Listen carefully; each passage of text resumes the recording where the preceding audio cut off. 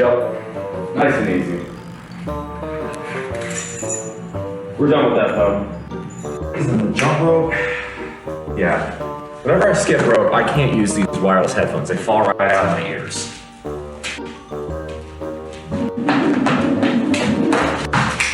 So of course, it would be helpful if I could get the rope itself not to fall out of my hands.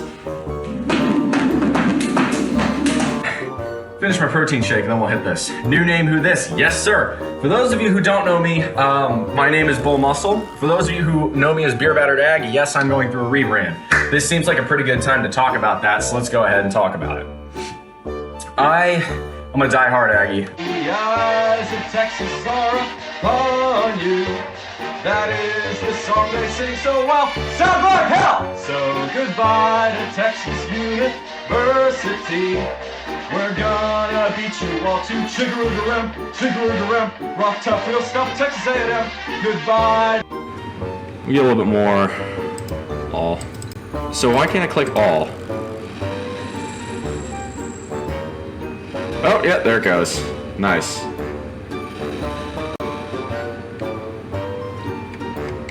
Alright, let's do one more bronze bar. If you adopt the mindset, and this is a quote from Jacob Fisker of Early Retirement Extreme, if you know that guy. Hello, everybody. It is rainy again. Phoenix, welcome in. It is the rain's starting to come down quite hard. Well, I guess we're gonna see how well that trench I dug. I widened out the trench a little bit. We're gonna see how well that goes. I suppose that's what we're gonna see today. Good morning, or rather good evening, everyone. My name is Beer Battered Ag. Very happy to have y'all in here. It is reasonably cool in here today, so that's good. Double fist pump, sure thing, boom, boom. Then my computer tabbed up before you fly it home. I appreciate that. Thank you very much, man. Every viewer counts.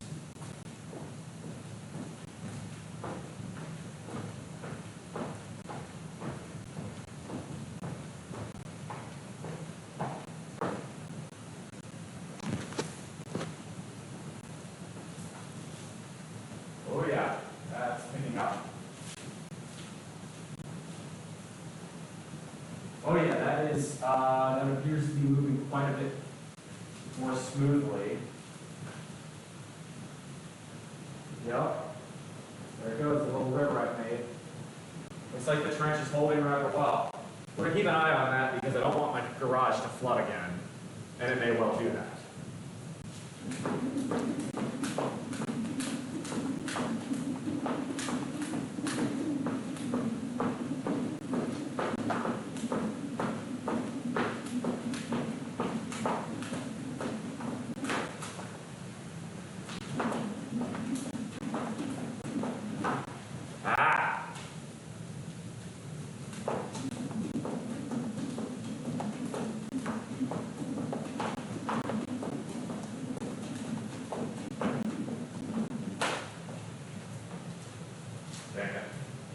Good enough.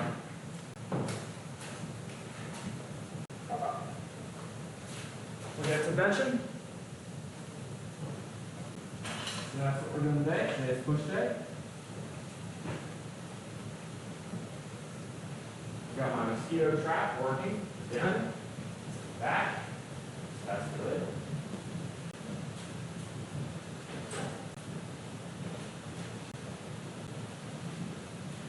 With all this rain, I'm going to be relying on it rather heavily. How did the grilling turn out? It turned out really well, Mikey. Did I grill any corn? Ended up not grilling corn. It was mostly burgers and some smoked sausage. Good stuff. So, again, we'll warm up, and that rain is coming down.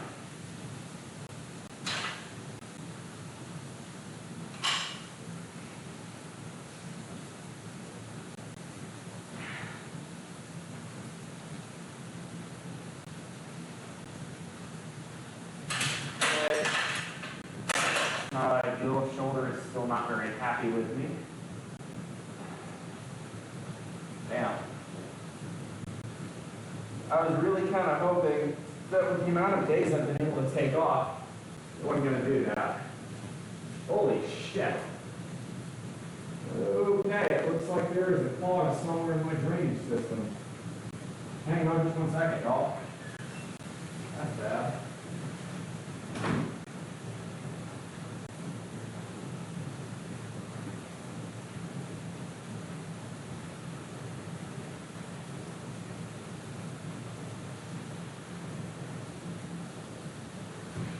Well, there's not much I can do about that. And the waters are going up. They're moving out just as quickly. This is looking pretty good. It's rapidly turning the area back here into a lake, but I can live with that. That's not so bad.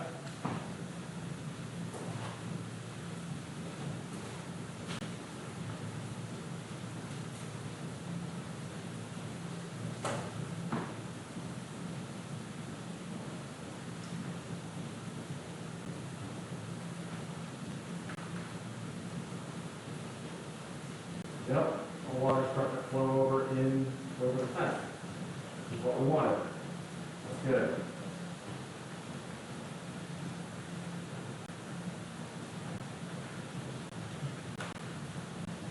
There we go.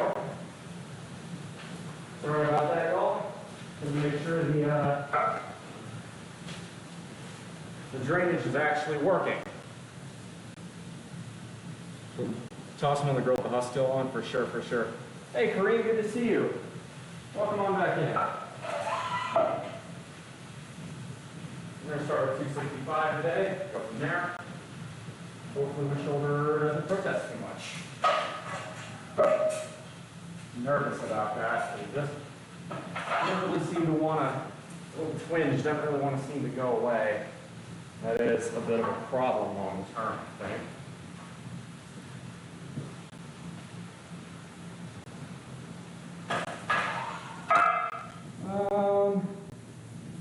Feel like a little bit heavier is move today. Let's try 275. We'll do a set of 275 and we'll see how that goes. If I like it, I might go up a bit. I try like 300 or something.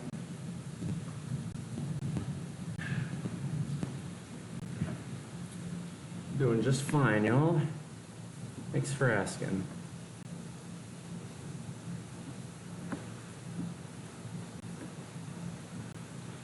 Let's get a little bit of music going. And we'll start. Alright. And there comes my roommate.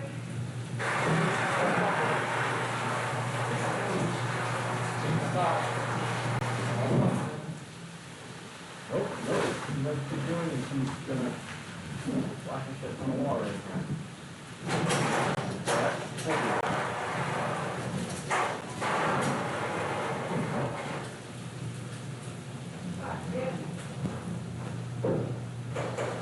Press appears to be working so far.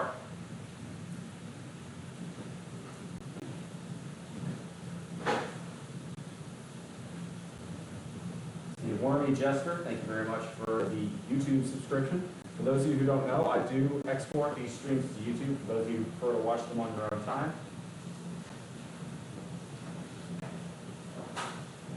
All right, let's hit this.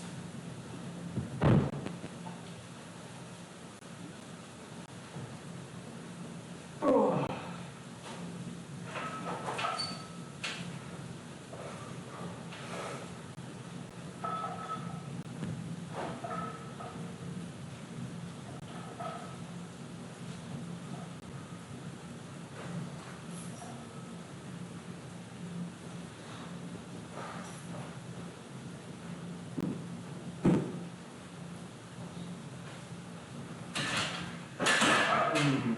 That was only 6. That's not ideal. Definitely a bit down on power. And that makes sense to stop doing my daily push-ups. I'll probably resume those come July. I'm gonna have to just get this shoulder checked out. That's the only thing I can think to do, which is not ideal. This sucks, but it is raining again. It's raining quite hard. That's why I'm keeping an eyeball on how my backyard is dealing with it, or my yard is dealing with the drainage. Give me 1 second. Nope. All right, so good news is it is draining across. Bad news is it's reached a stagnation pileup point all the way back there. So,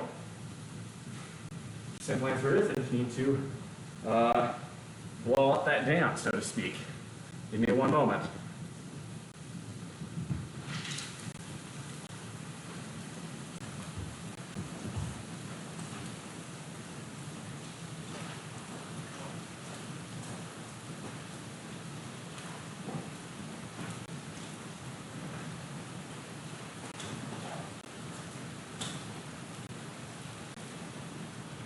There we go, will do. Well, a little bit, anyhow. Yeah, it's kind of creating a small lake in my backyard, but that's a lot better than it creating a lake that flows into my garage.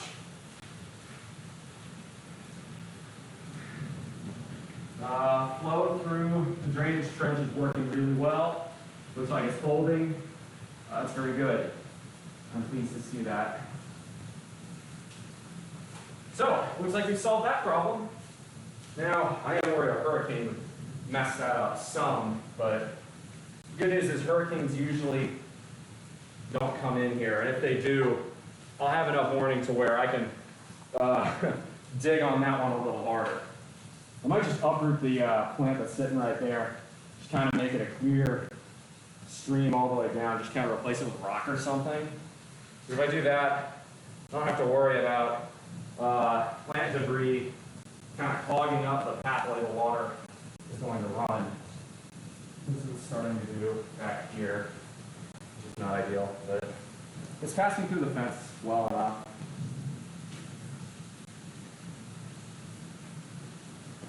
I may have to bust up that there's a little bit right sort of outside of my backyard door here where it's like kind of stuck. Like it's basically all the debris from the trees above has created a sort of a dam. I'm gonna have to basically break it once again, but that's fine. In the short term, this is working, and that's what matters. Boy, I've got water flowing in like crazy from the front end, so I'm gonna have to take a look at that. The joys of homeownership. Everybody says, oh, being a homeowner is the American dream. There's a lot of bullshit you have to deal with, too.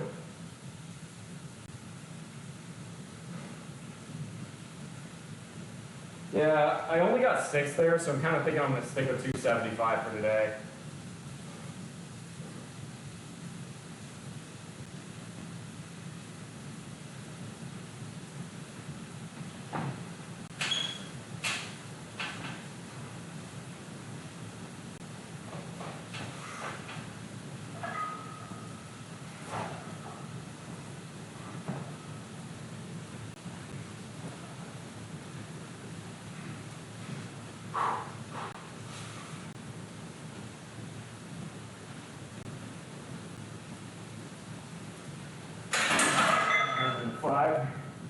That's not ideal.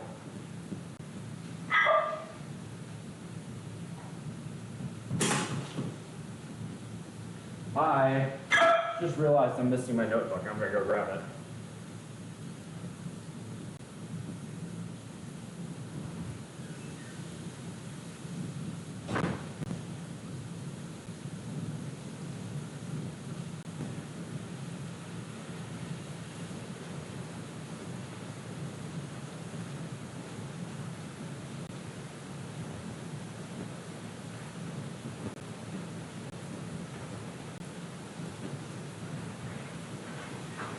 I'm an idiot. I've been here the whole time.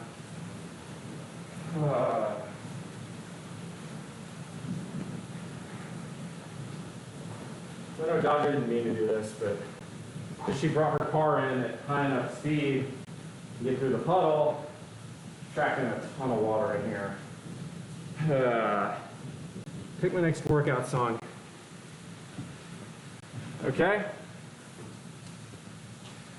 Give me a second and I'll write down this.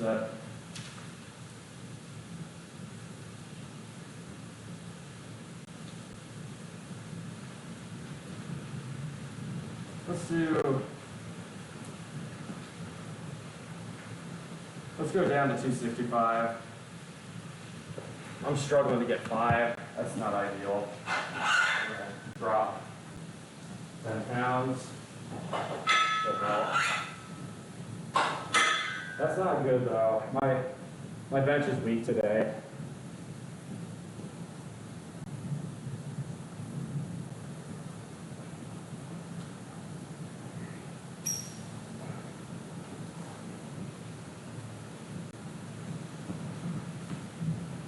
Yeah, I'll hit that one after this set, okay?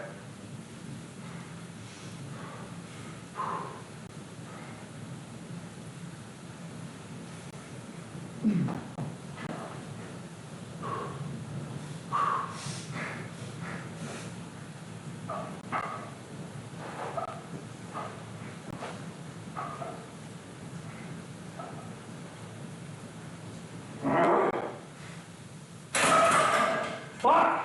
Come on. Finish.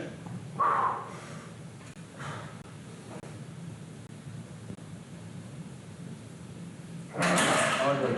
Ugly! I'm weak today. That really pisses me off. My bench is not strong today at all. I hate cutting. I know run calorie deficits, your numbers just go down and down and down some more. Ugh. What's the weight? That was 265. I should have gotten at least 7. I struggled to get 5.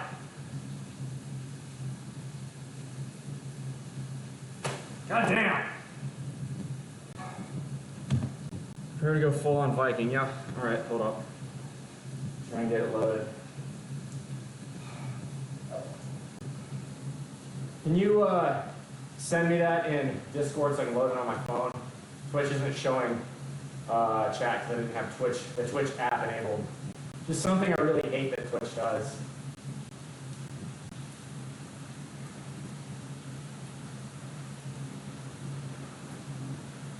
I should mention. Really annoying.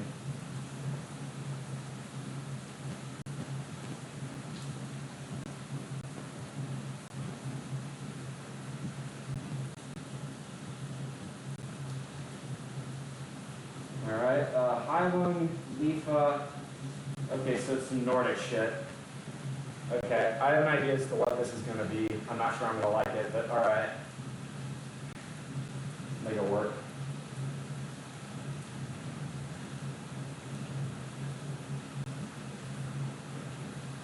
Oh god, it's a 12-minute song. Alright. Oh boy. I hope it's good.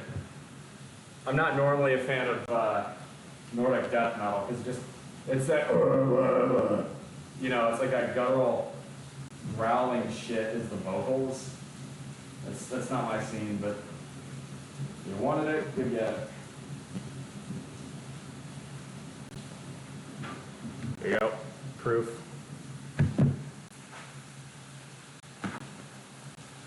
We've done emotional regulation.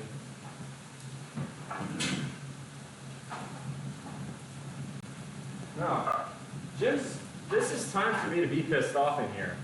It's time for, this is where I let it out. Just weak today, and it pisses me off.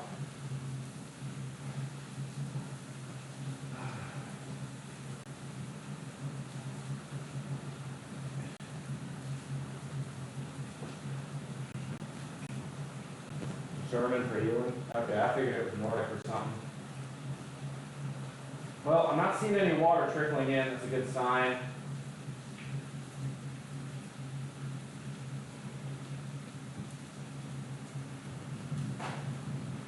Check one more time, make sure there's any other shenanigans or fuckery going on. Nope, it's not even close to the garage, so the expanded drainage channel is working rather well. It is turning this sort of back area over here into a lake, but I can live with that.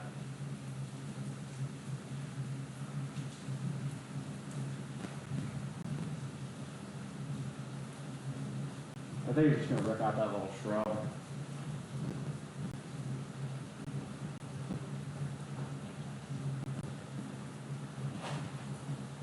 Some fucking barbarian music right here. I'm trying to get going with this.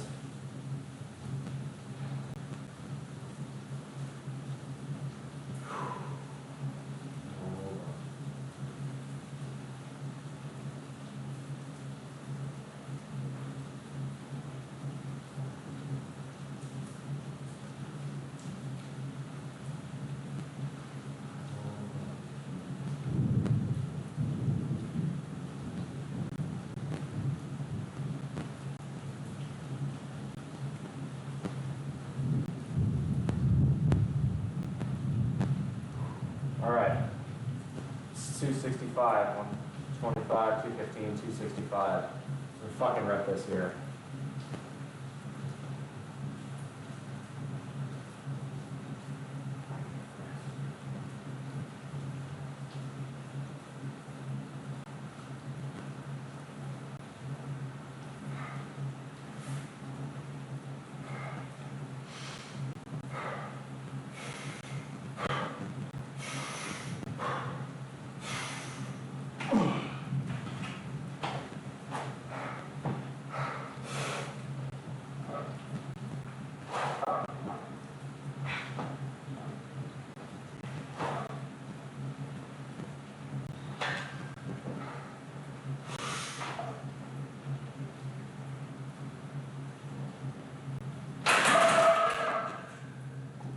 Yeah, I just don't have it today. We'll get through, but that's just really disappointing. Not happy with those numbers at all. And the sun appears to be coming out now. So we're going to be odd phenomenon of, what's the old saying, the devil beat his wife or something.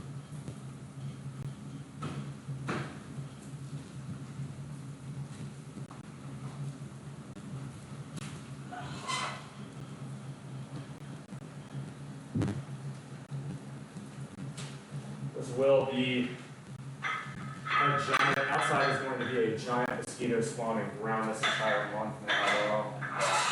It's going to get really bad. I'm glad I ordered those mosquito dunks. I'm going to need them. I'm going to need them in the worst possible way.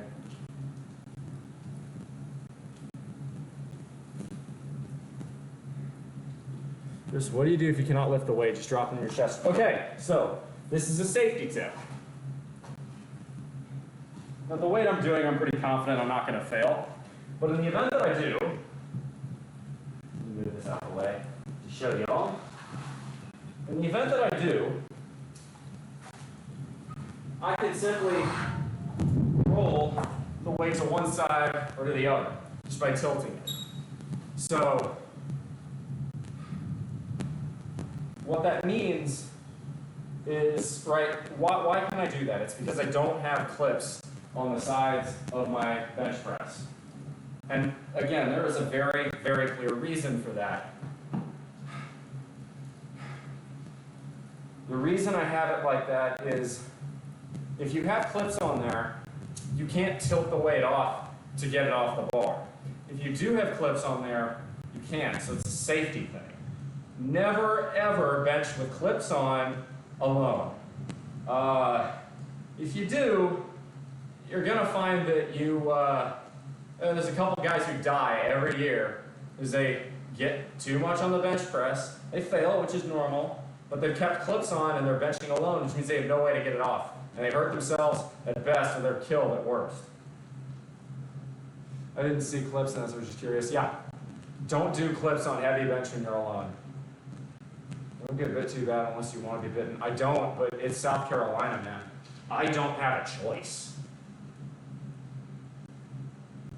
This is one of the worst areas in the entire world for mosquitoes. I mean, there are parts of Africa that have smaller mosquito problems than we do here.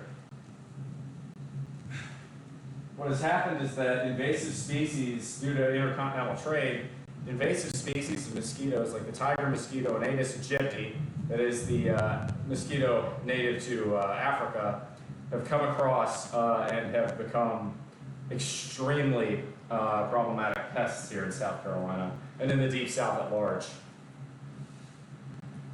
Okay, so this song is still going. I'm gonna pause it. I need something higher tempo for this set, but I'll keep playing it. I'm gonna play Toys in the Attic by Aerosmith.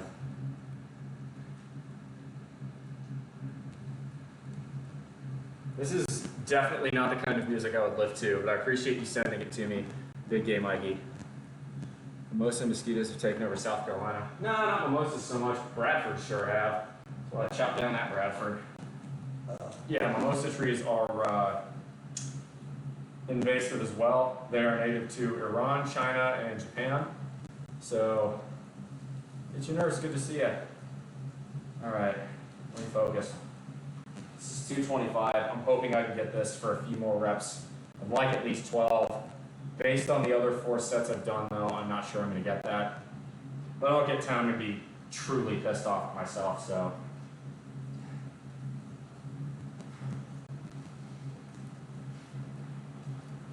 Come on.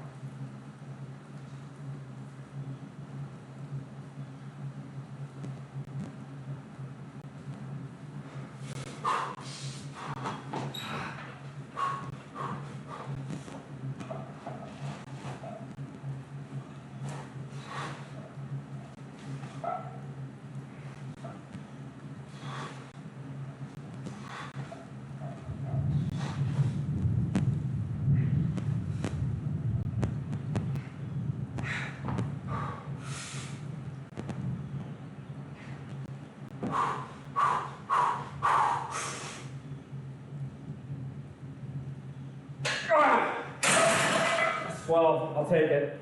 Still poor, but I'll have it. Oh, did you want to get stoned? Your name's Big Gay Mikey. If you're gonna pick a country that's got native mimosa trees you want to move to, pick Japan. Homosexuality will get you minus $1 million social credit in China and killed in Iran.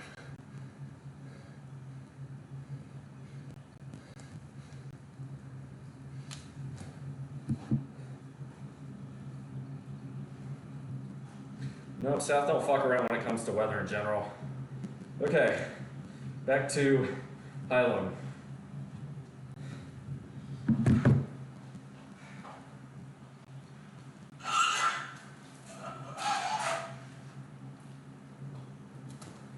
Guy singing sounds like Gollum from The Hobbit. I'm expecting him to say "My Precious" any moment now.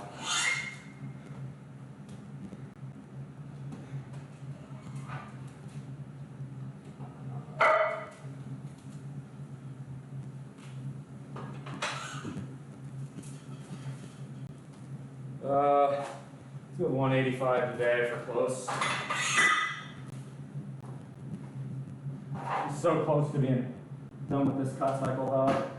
I've got about 2 weeks left. I'd like to drop just a little further to about 207, 208. I can do that, I'm pretty content that I can go maintenance for a while.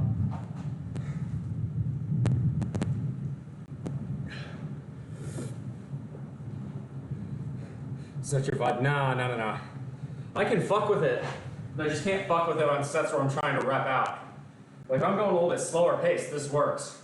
In the same way that Iron Man by Black Sabbath or March or Die by Motorhead works. But if I'm trying to go bang, bang, bang, bang, now I need something up tempo.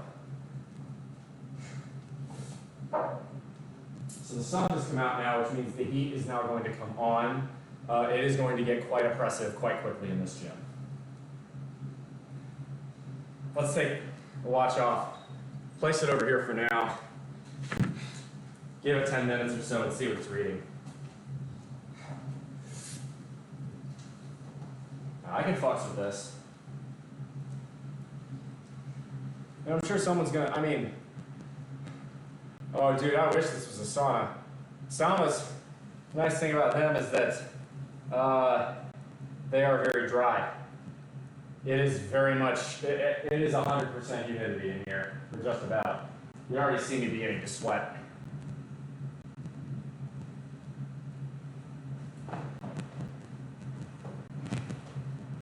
This dude straight up does sound like Gollum from The Hobbit, though. Changed my mind.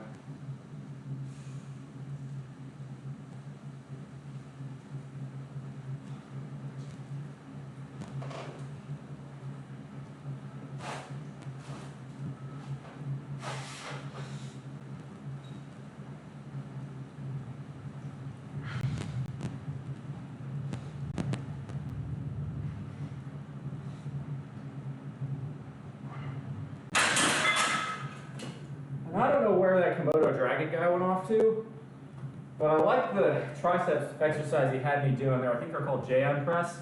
So I will do some of those. I'm still going to do close grip because I like them.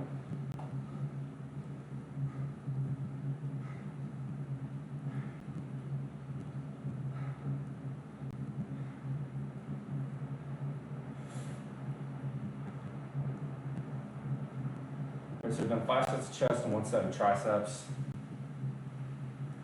Deciding whether or not I want to do incline press today. I think I might do a barbell incline. Might do a barbell incline and then omit military press today and do more dumbbell work for my shoulders. I think that's probably a good idea.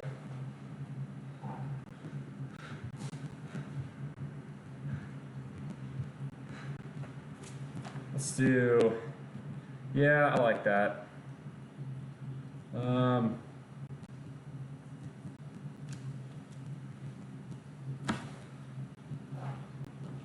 gonna do this, do incline press. I will do, yeah, I like that.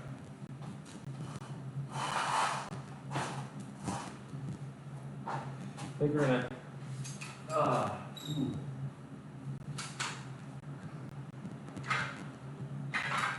it's not what I need to do. Whatever.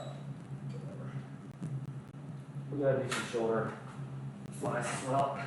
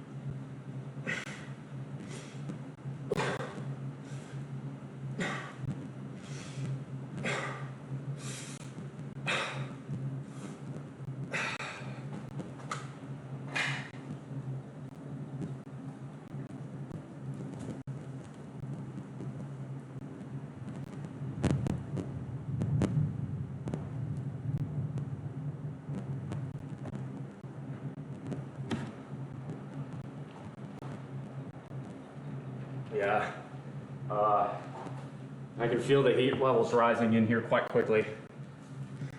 Sun is starting to beat down outside, I can see it.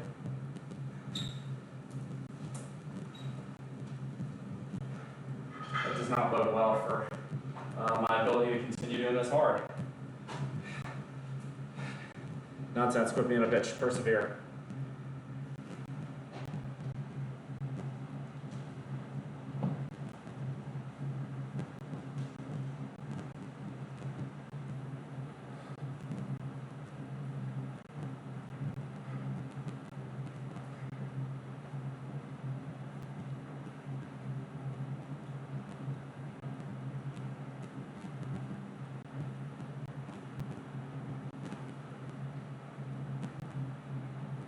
Really lower the temp and high humidity. Yeah, you can't use swamp coolers here. There really isn't a good way apart from cold water, which is what I have down there. So you just kind of have to learn to deal. It's just a reality of living here. There are 3 really bad months. It's June, July, and August. All right, that song is over. Get me see here. Let's go with. I don't know where you found that. It's not my jam, but that's interesting. That's like barbarian music right there. Now, unfortunately, yeah, swamp coolers only work when it's dry humidity. Would a dehumidifier work? No. So a swamp cooler plus a dehumidifier, you're trying to get that to actually cool the air would violate the laws of thermodynamics, so you can't do that. Laws of thermodynamics, you must play the game, you can't win the game, you can't tie in the game. Entropy will always be positive. As a result, there is no solution. Come on. 2, 3.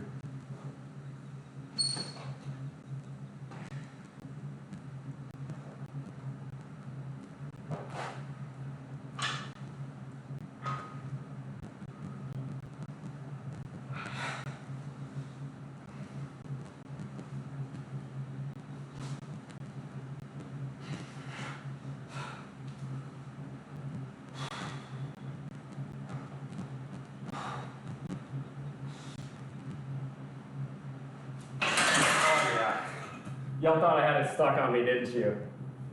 Nah, I know what I'm doing. Yeah, so AC dehumidifies it. That's the trouble. Right. A dehumidifier increases air temperature. At that point, you'd be far better off just getting a portable air conditioner, right? And setting it up in the window. So what a dehumidifier is going to do is release. It's going to take in cooler, heated air, heat it up, condense the water. The water will drop down, and then hotter, dry air comes out. An air conditioner has the same principle, except for that it uses a coolant cycle to produce cooler air that's also drier. And it exhausts the hot air typically outside of the room you're trying to cool. So that's why a window unit, right? If you go to the back of a window AC unit in the summer, you'll feel hot air. Bama, good to see you work on some furniture. Hell yeah, brother. Yeah, now I do HVAC stuff as part of my job, so I know the tricks of the trade pretty well. Say I'd be doing solar at that point. It's not cost efficient. South Carolina electric prices are too cheap to justify doing that.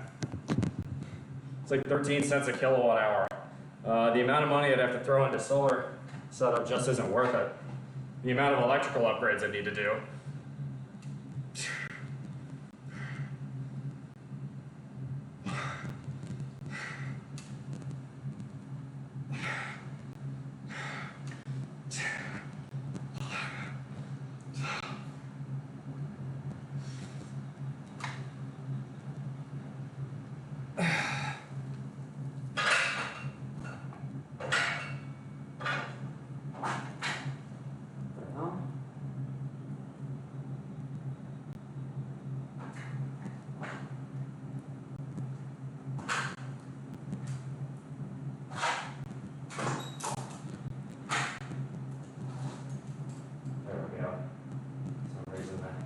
Got knocked up.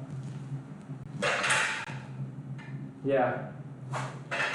The other thing too is that in doing this, I am building thermal resistance. It allows me to go outside, do yard work, play sports, and do other outdoor activities, hiking, swimming, and the like, and tolerate much higher temperatures. And unfortunately, due to climate change as a southerner, that's going to be a valuable thing to have. The South is going to be the region that gets hit the second hardest by climate change. The first will be the Southwest in California. Now, the issue with solar is that while on a per kilowatt hour basis, yes, you can get solar for less than 13 cents a kilowatt hour, which is what I pay for residential, the initial capital, I would need to replace my roof. I would need to upgrade a lot of my electrical systems to handle more of, probably to handle a bigger power load for the excess power I'd be generating that I'd want to use for, say, like an air conditioner in here. I would have to get a adapter to convert AC to DC and vice versa. I don't believe South Carolina is even a net metering state, so I can't sell the excess back to the grid. So there really is no obvious reason to want to do it here. Economies of scale have fixed that in a large part of the United States.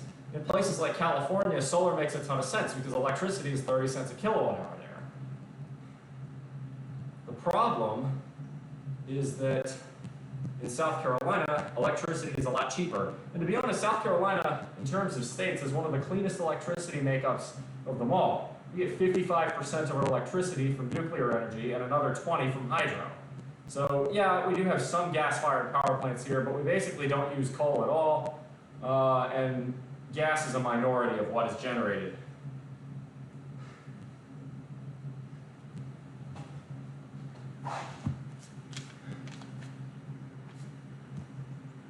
It's cheap because of, well, it's cheap because of nuclear, and it's cheap because of hydro. It's also cheap because of gas. South Carolina is just an inexpensive place to live in general. It's one of the reasons I like it. Cost of basically everything is down here. And that includes, from the spectrum, labor costs are lower, food prices are lower, transportation costs are lower, cost of land is lower. It's good.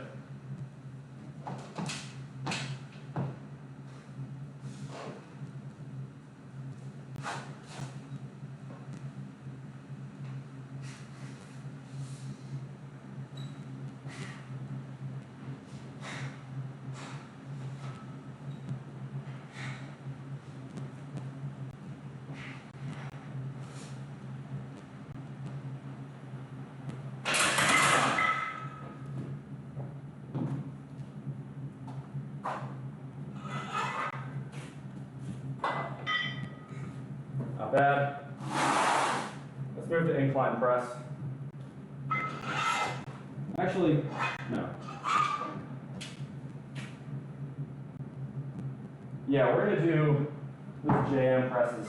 I like those.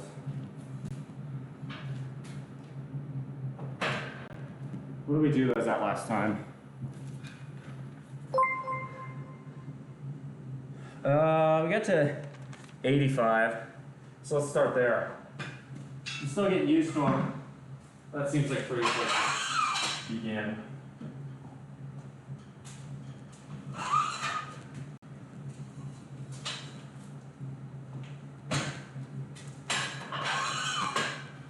We'll do a couple shoulder flies.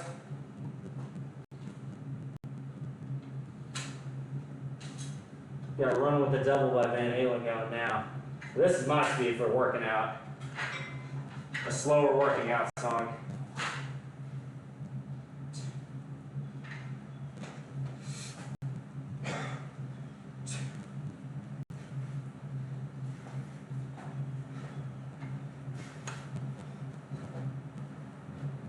Hey, thanks for the bits there.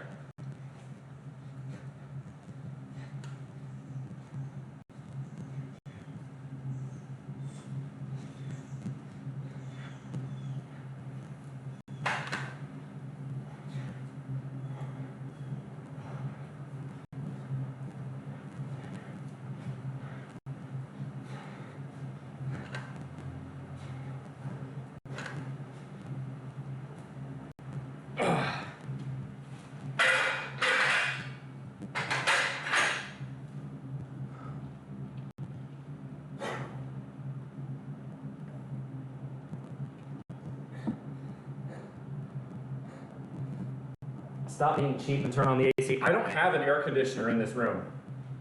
That's the problem. And if I wanted to put one in, I couldn't.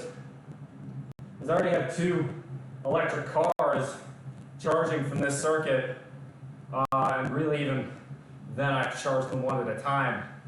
I need to upgrade all the wiring in here to a heavier gauge, upgrade the electrical stuff, and I don't have the background to do that. I need to hire an electrician, which would cost me probably 4 digits alone just to do all of that, and then get an air conditioner on top.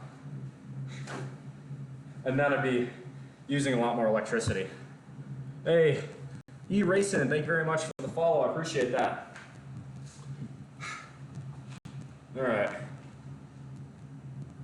So let's do some JM presses. I see we have 15 people in here. That means y'all heard raw egg whites at the end of the lift. All right. So he had me squeeze my traps, arch the shoulders, arch the back, kind of come here with it, and then back out. Sort of a half close grip bench and sort of a half skull crusher. These are interesting. These are good. 2, 3, 4.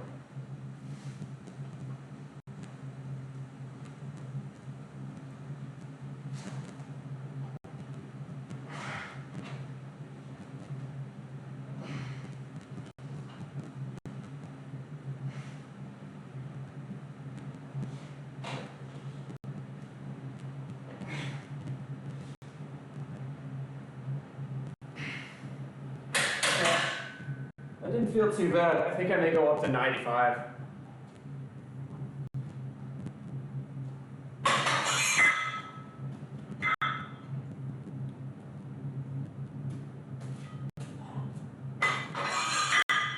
Got a little rush going now.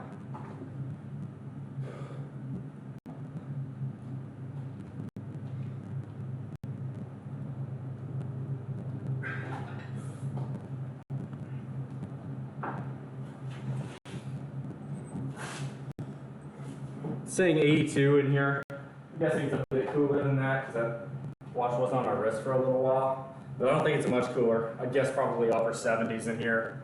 It's 78 outside. No, maybe 82 is accurate because realistically, this car is putting out heat and my body is putting out heat. The module of the watch doesn't seem any hotter than the environment. If anything, it feels cooler. So maybe 82 is about accurate.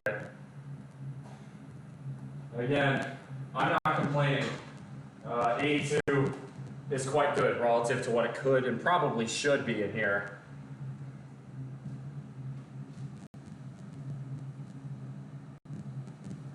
Yeah, I'm going to rip out this shrub right over here. That's just a mosquito spawning hot spot. That's I think what I'm going to do.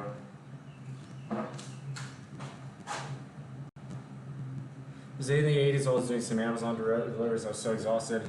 AC in my car went out. Oh, that's not bad. It's in the 80s, especially where you're at where it's dry. All you had to do is open up the windows. I very seldom use AC in my car unless it's well into the 90s. Crossbow, good to see you. Yep, we're almost at the end of the cut cycle, so that would follow.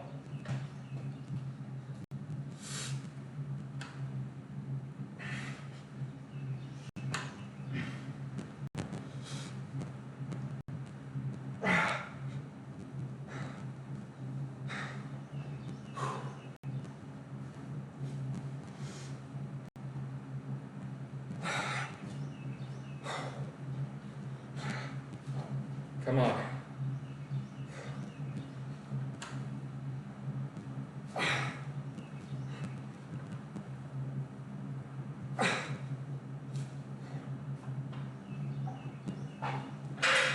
All right. Admit you're hot, so it makes sense it's hot in there. I appreciate that. Thank you, Cher. Crossbow, howdy. I see you're saying hen low. Okay. Is that a meme? So I've seen a couple other people say hen low, and I don't know what it means. Like, I get it's just a riff of hello, but where did that come from?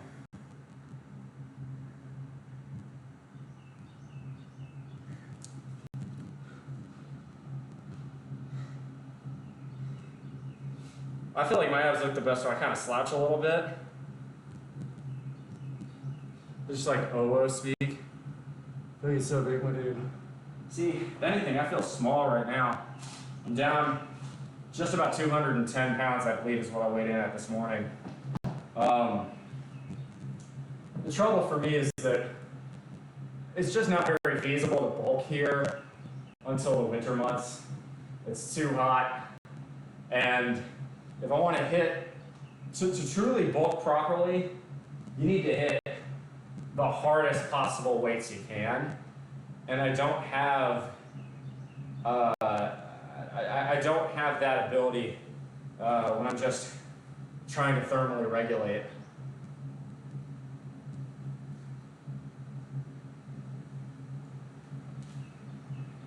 I started saying it unironically, or ironically, then it became unironic. I mean, that's fine. I don't have any problem with like the OO people. I can't say I understand it. It's kind of strange, but like, I don't think y'all are doing anything wrong.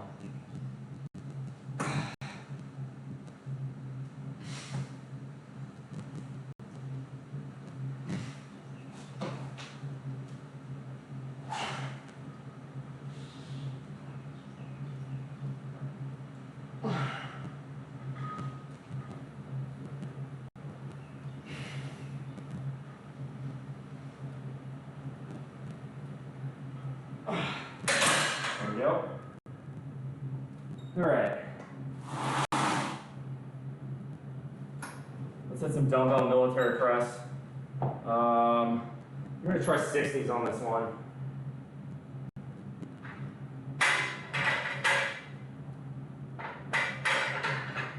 See how 60s go.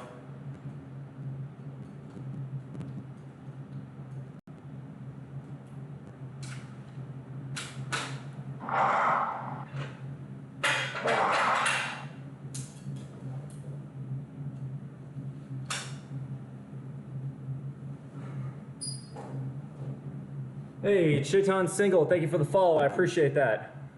Is OO the same as ooh? I'm out of touch. Honestly, I'm fine with that. William the Haxer, I haven't seen you in forever. Welcome back.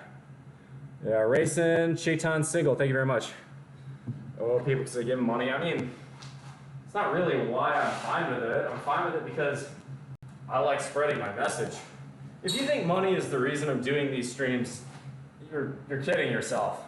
You'll notice that I run the minimum amount of ads on my stream that Twitch allows me to. Why would I do that? Well, the main reason is that I want to improve the quality of the stream more than I care about the pittance Twitch pays an audience and ad money. Anyway, let's hit your share off the barrel.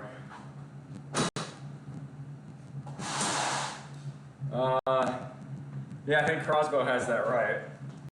All right. Now, this is, I don't need the stones. I need something heavier than that. Moody Blues, this is not heavy enough. A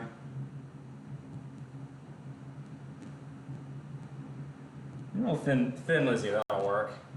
And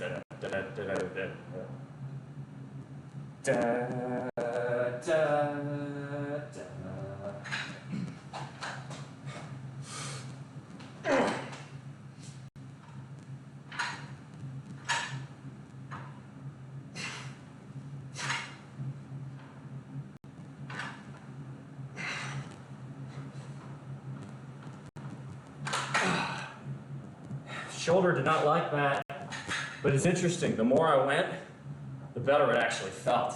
It hated the first 3 reps though. Something's going on down in there. I gotta find me a massage parlor or something. Gotta get that worked out. This training to fist pump? Nah, shoulder press. Where's these shoulders? Up here.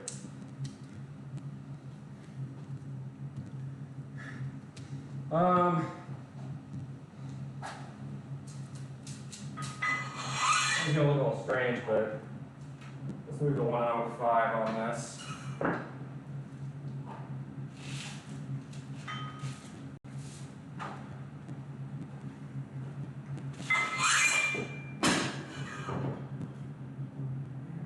She'd be on the floor swinging what she's got. Man, she was cool, she was red hot.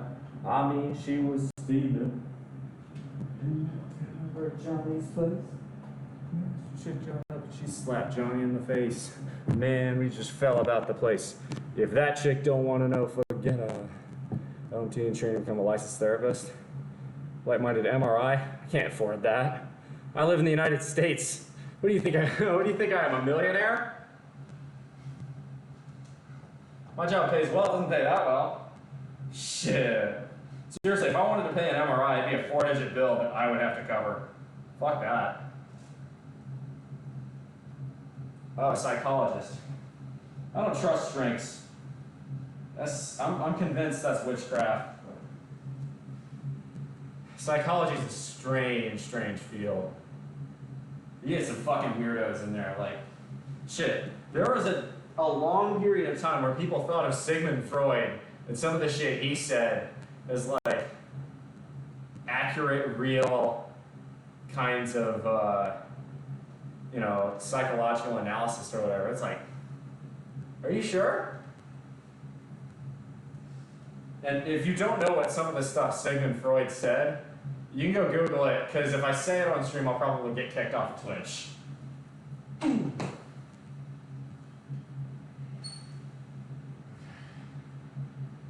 That being said, there are certain things in psychology field that definitely are real. Hypnosis is the one that I've definitely noticed. That shit's real. Be careful with that. Come on.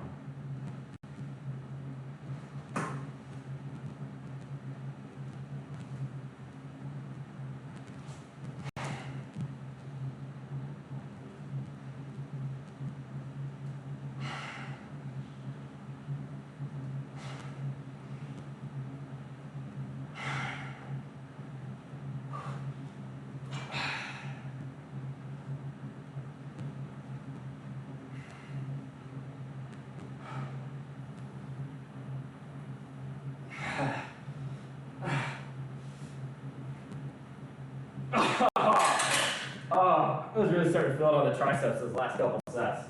Or those last couple reps, rather. That's good. Alright, we're going to move this up. Do incline on it.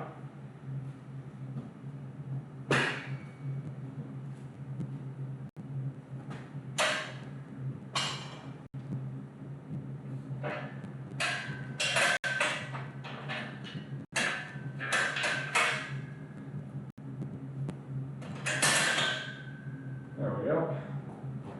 And we'll hit another set of shoulders. Say Freud was wrong about everything. I always say Freud was wrong about everything, but you can't ignore his truths. Metallurgy was released by physicists. You're not a Scientologist.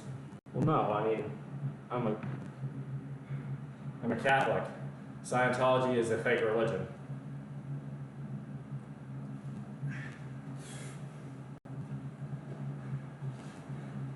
I don't think L. Ron Hubbard was some sort of prophet.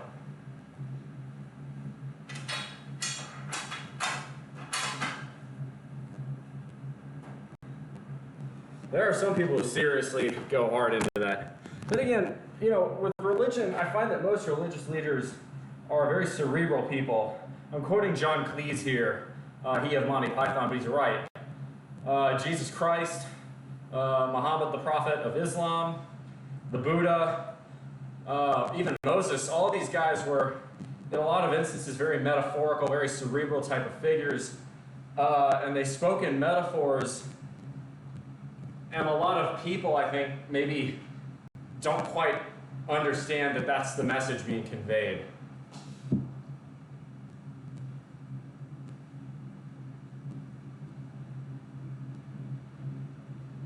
Yeah, exactly, that. Yeah, not everything comes down to that. Yeah. But dude, I'm telling you, hypnosis, that shit's legit. It works, and you can use it for lifting, actually. A mild form of it, anyway. I do it whenever I'm psyching myself up. You guys see me saying, you know, strong like bull, stuff like that. Speaking of,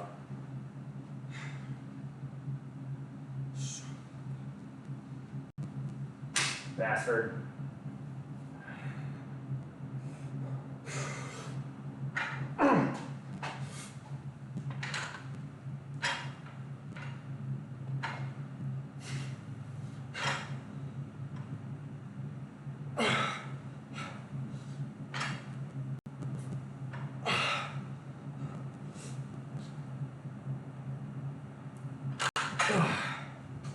Not bad.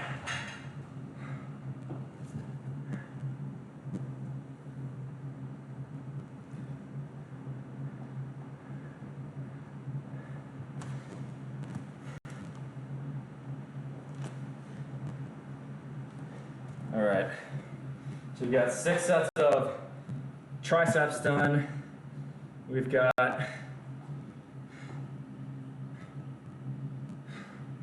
5 sets of chest, and we've got 7 sets of shoulders.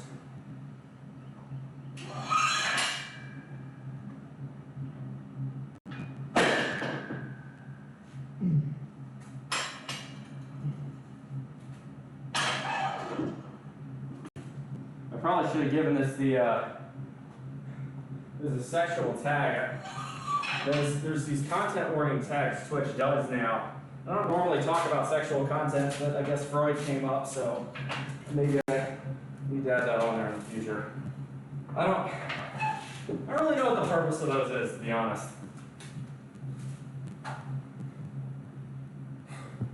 Thanks, Phoenix. You ever seen a hypnotized chicken? Sure have. Chicken hypnosis is hilarious. That's a real thing, too. Get them to stare. They'll like take a piece of chalk, you draw a line of chalk real quickly, get them to stare at it, they'll just freeze. It's pretty funny. It's cute, to be honest.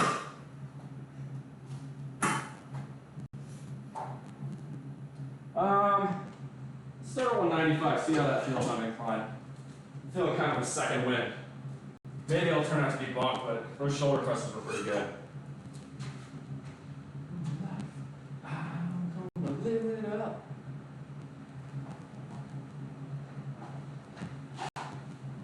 Search and warnings. Yeah, I'd add it, but I don't think I can do that from OBS. I'm not going to bother right now. By the way, did y'all see Akrashi? Let me give him a shout out, actually. He's not here, but he's going for a partner push, y'all. So go give this guy a follow. Full on endorse this guy. All right. Huge proponent of pushing the Twitch community. Really, really great guy. Takes care of his brother who is handicapped. Got a wonderful family. He's got really good advice. He was the guy who's been helping me with my lats. So if y'all like this, dude, you gotta check out his. His lats make mine look like, you know, weak shit.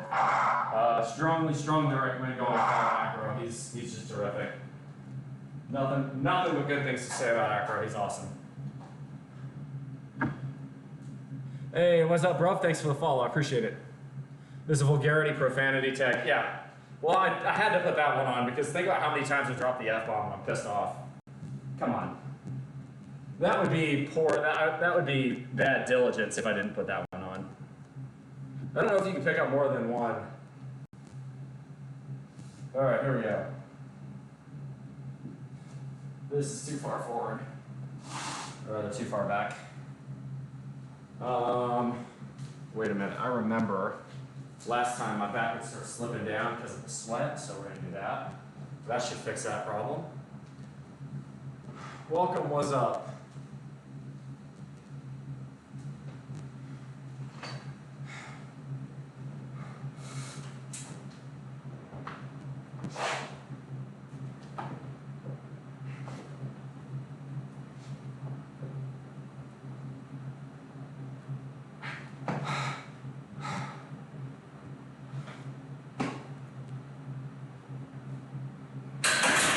It might also be the fact that I've been playing Ultimate more, which is reducing my workouts to 4 days a week instead of 5.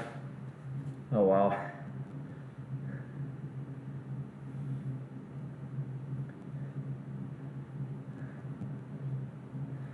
Let's look at that.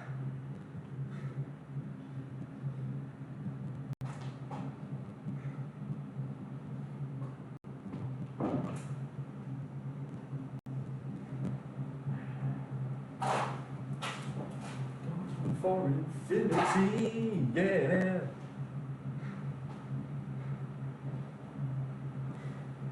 Flex for days. It is definitely the best feature of mine. In fact, it's so good that when I try to lat spread, the lats are hard to see. I think it's because my pecs are disproportionately big.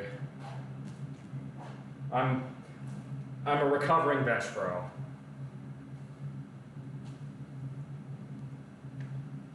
All right.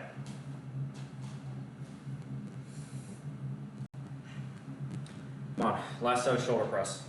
Then we have 3 Arnold presses.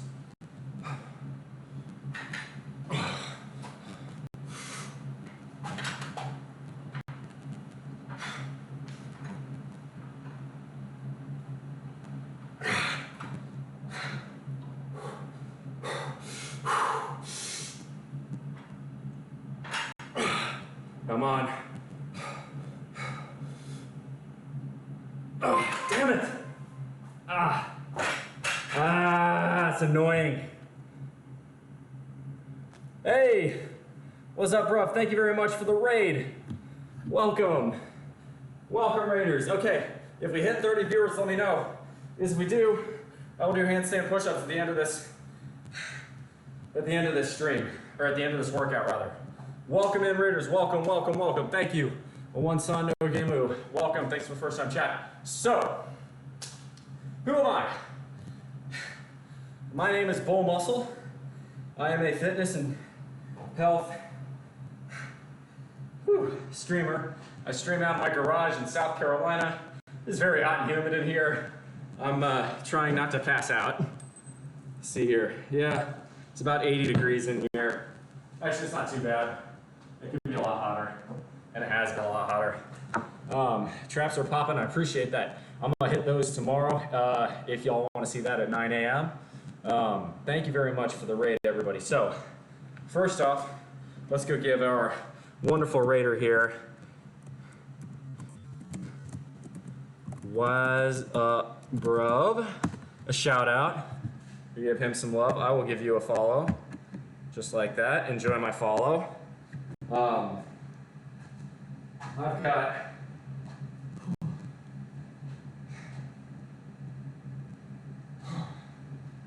got the rest of my push workout to do today. Then we're gonna go inside, have our normal Q&A, and carry on from there. How old am I? If you want my details, you can see the About page below. In the meantime, Raiders, if you don't mind hitting that refresh button, that updates the view count. For some reason, Twitch is stupid and doesn't add raid views in, which is really dumb. But how old am I? I'm 28 years old. I will be able to retire at age 29. That's the goal. We will get there. All right, so I've got 2 more sets of incline press, 3 sets of Arnold press, 2 sets of chest flies, and 4 sets of triceps extensions. How old are you? What's up, bro? Damn, you're a beast in size for your age. I appreciate that. Does that mean I'm old now? Shit. Born in 1995. I can't be that old.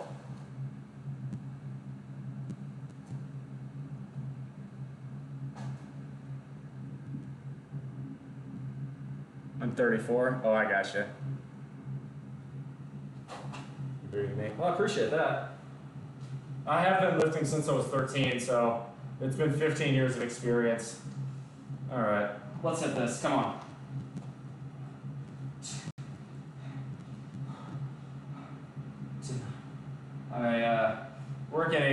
I live in a mosquito-infested swampland, but I love it. Good old South Carolina.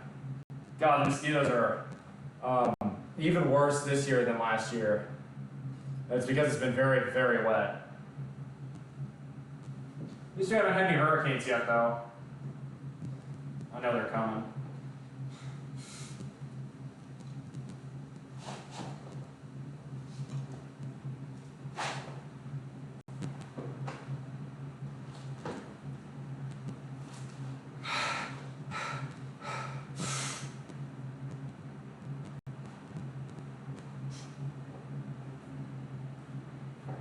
Oh, that was tough. Ooh, that was getting to the sticking point there. That means my triceps are starting to get shot. Ah, I wanted 8. That's not happening today. I'm weak. This is what happens at the end of a cut cycle. If you was younger and on the juice, I cannot be on the juice or I would get fired from my day job. Which is the other reason you're saying, or is the other reason y'all will notice I don't run ads. I run the minimum that Twitch allows me to as an affiliate because I don't do this for the money. I do this to help you guys, give you guys motivation, experience, help you guys make good decisions the same way I do. There's this alleged bull muscle. I'm right here. I'm on a cut. So if that's why I'm looking a bit scrawny, there you go.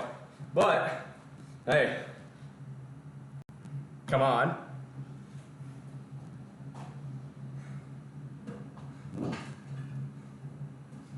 Bull muscle is me, and I am bull muscle. Strong like bull. Just wait till my next bulk. I know I'm not near my ceiling. I've got so much more to go. And again, I am 100% natty. I get drug tested as a function of my job, so I don't really have a choice. You guys if y'all have questions about my job, I can talk about that a little bit. Not too much though. Like strong men, like you have a nice chest. Good to know, itchy nurse. Well, always good to have you. All right, so we need to move to 50 pounds on the dumbbell Arnold press. 60 is too much, clearly. If I couldn't straight press 60s for 10, I certainly can't Arnold press them. There we go.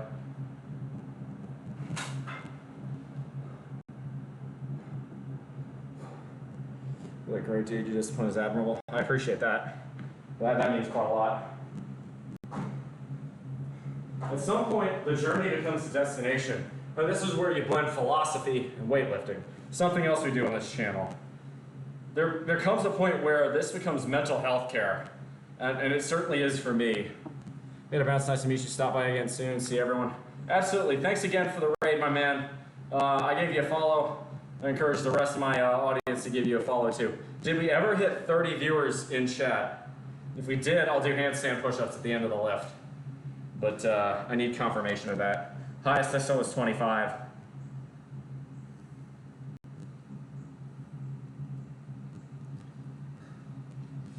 You'll also notice the follower count's continuing to tick up.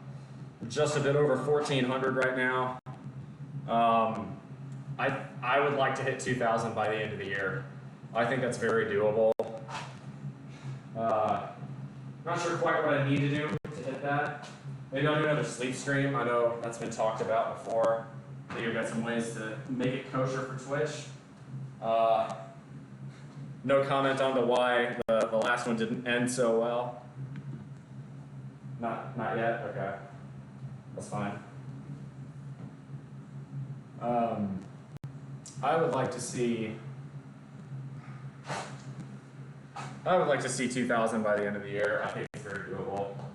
So we're about halfway through the year.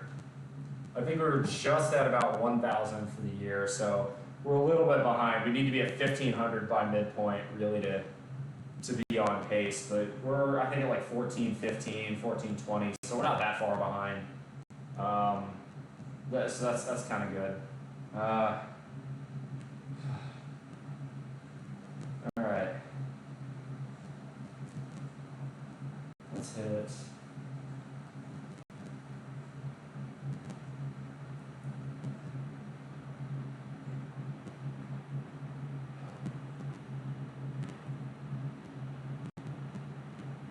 Just pushing now, maybe get a partner, push later, leader of the fitness community? Oh, absolutely not yet. I'm nowhere near ready. I would really only feel comfortable partner pushing if I had probably 4,000 followers and I'd be averaging at least 40 per stream. And here's why, is because, right, Twitch does not, I don't think the algorithm particularly likes me on account of the fact that I don't run ads. It doesn't behoove Twitch to promote my channel. And I'm looking at Acro, who's doing a partner push now. So far, it sounds like it's going pretty well. I think he's got to do 18 streams in a month and have an average of 75. I think so far he's somewhere in the 80s or the 90s. So he's looking good so far, and he's done I think 4 of them now. Yeah, you got to average 75. That's always the tough one, and I don't think I'm anywhere near ready for that. That might be, you know, if I start. If I get financially independent and really start kind of embracing being a full-time streamer, I could probably do that. But yeah, it's not strictly necessary. Hey, we got a Prime subscription, Moostraz. Thank you very much. I appreciate that. Let's hit this.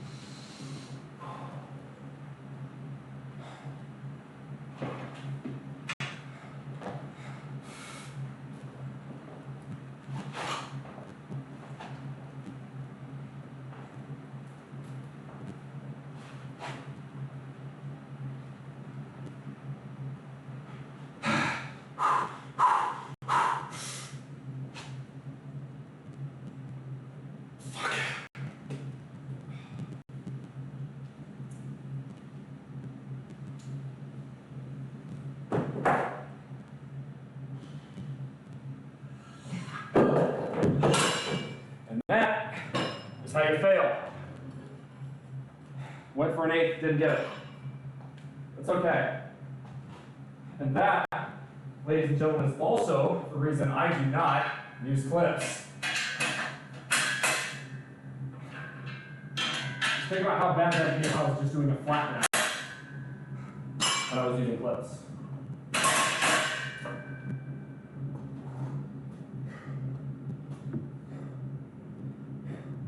Have you thought about kick? Yeah, you guys have talked about it on my channel, but I got to see a lot more interest from my subscriber base to want to make that transition. Remember to just watch yourself. Never, ever, ever bench or incline alone without, never, ever, ever bench or incline press alone with clips on. That's unsafe. Do not do it. I see people do that, and it's fucking stupid. It's really, really unsafe. Safety first. There's actually something called a safety culture where I work. The reason I really do try to live that value is safety. It is beat into our heads in our industry because when things go wrong in my industry, they're catastrophically wrong. They make the evening news, to put it mildly.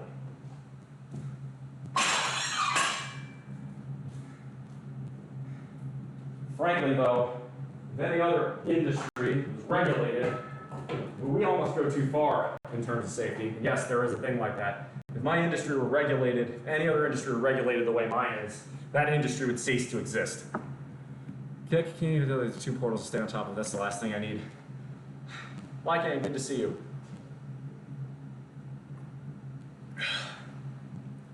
All right, so we got Arnold's, triceps extensions, and chest flies. Start with triceps extensions. Now these I can use clips for, and that's just fine.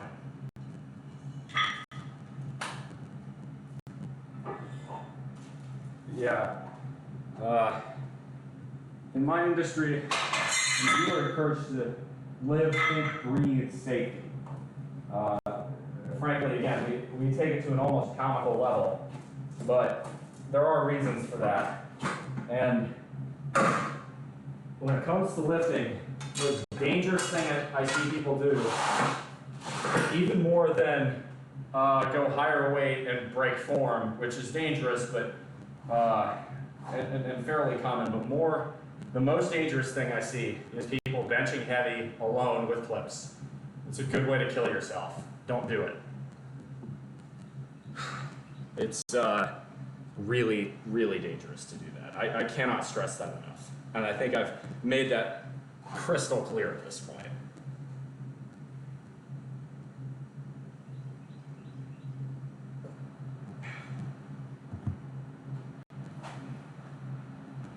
All right, ready to triceps. Of course, because our industry has that culture of safety, we have a truly sterling record of deaths related to the civilian side of our industry. But nobody wants to talk about that because that's, I don't know, it's not woke or something.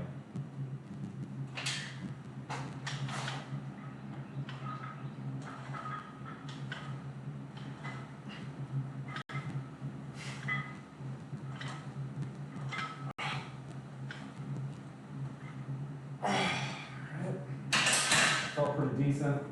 95. Just stick to that. Less likely to die from a mechanical disaster, from any disaster.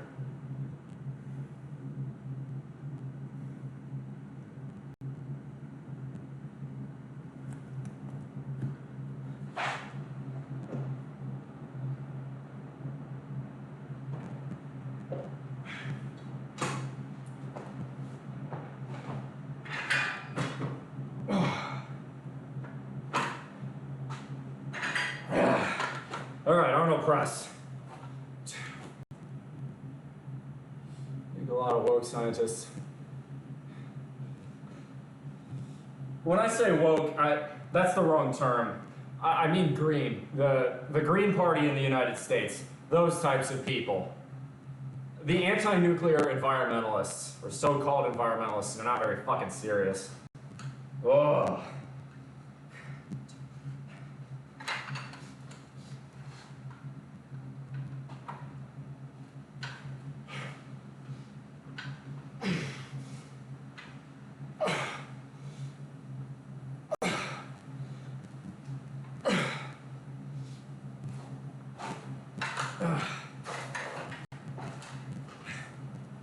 Now, the people who say that we should transition to low carbon energy without nuclear as part of that mix are as unserious as the people who say climate change isn't real. They're equally burdensome in the process of actually solving the problem. California's learning this firsthand. They're trying to fucking shut down Diablo Canyon. Dumbest goddamn thing. And they'll shut it down, just like they did with San Onofre, and they'll replace it with gas-fired plants or imported nuclear energy from Arizona, just like they did with San Onofre.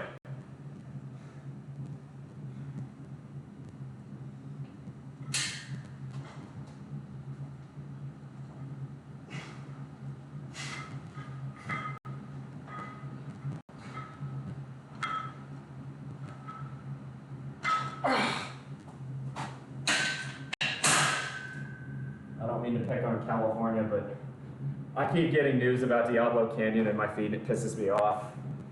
I shouldn't pay attention to it because I can't control it, but damn.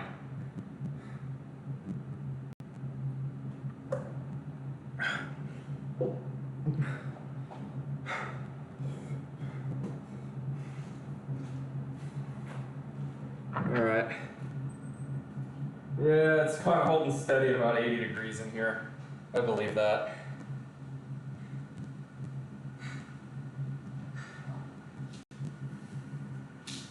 All right.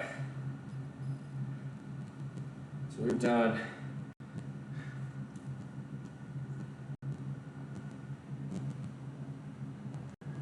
We got 2 more sets of Arnold press to go, 2 more sets of triceps extension, and 2 sets of chest fly. We carry on.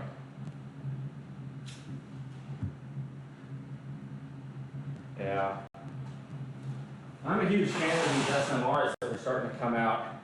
The problem is they're stuck in regulatory burden, and the NRC moves as slow as the Vatican does, which is to say, glacially. That's not really going to cut it. We want to actually get these bad boys in deployment before 2030, when a lot of the negative effects of climate change are really going to start ramping up, or even to meet our Paris Accord target. To do that, we need these nuclear reactors going up ASAP.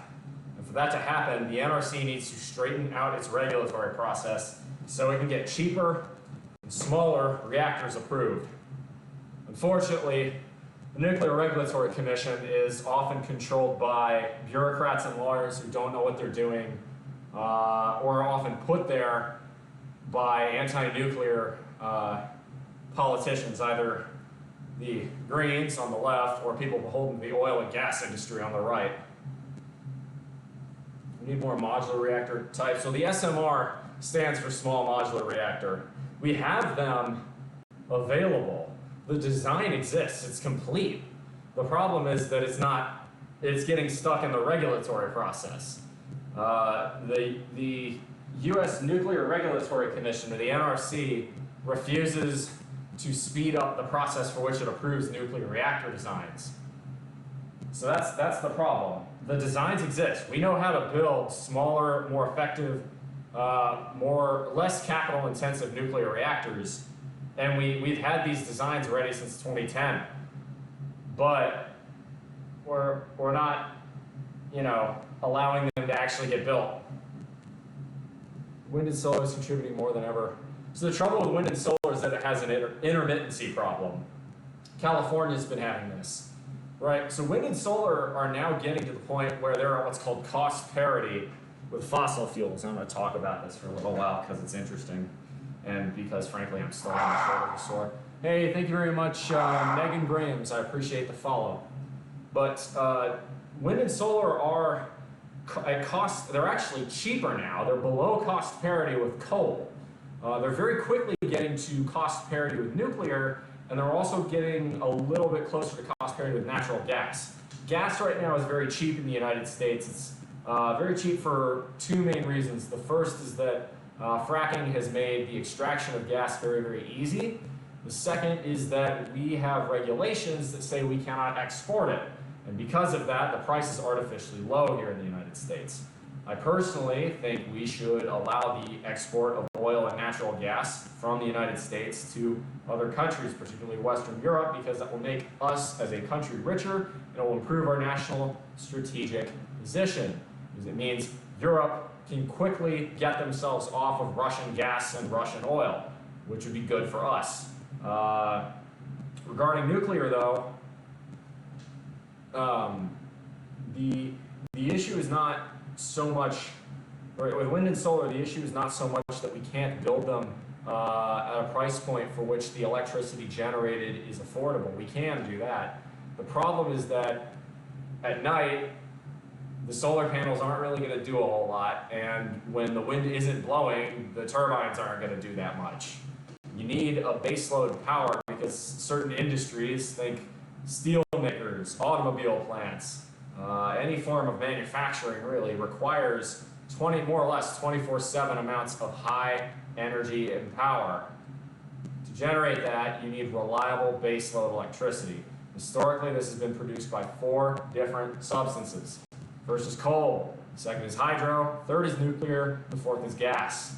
Coal and gas are obviously not ideal, although gas as a replacement for coal is an excellent choice. I'm absolutely fine with getting more gas plants on if it means they're replacing coal-fired plants. We need to phase out coal first and foremost. That's the easiest way to do this. Beyond that, hydro, we've kind of tapped our hydro potential to the maximum point we can, and hydro has some serious ecological problems that it needs to address. For instance, a lot of dams cause it to be a lot harder for river fish, things like salmon, to go upstream and respawn, which hurts the fishery industries, particularly in the west and the northwest. So that leaves nuclear as your only option. Not a fan of fracking. I'm not either, but at the same time, you can't ban it.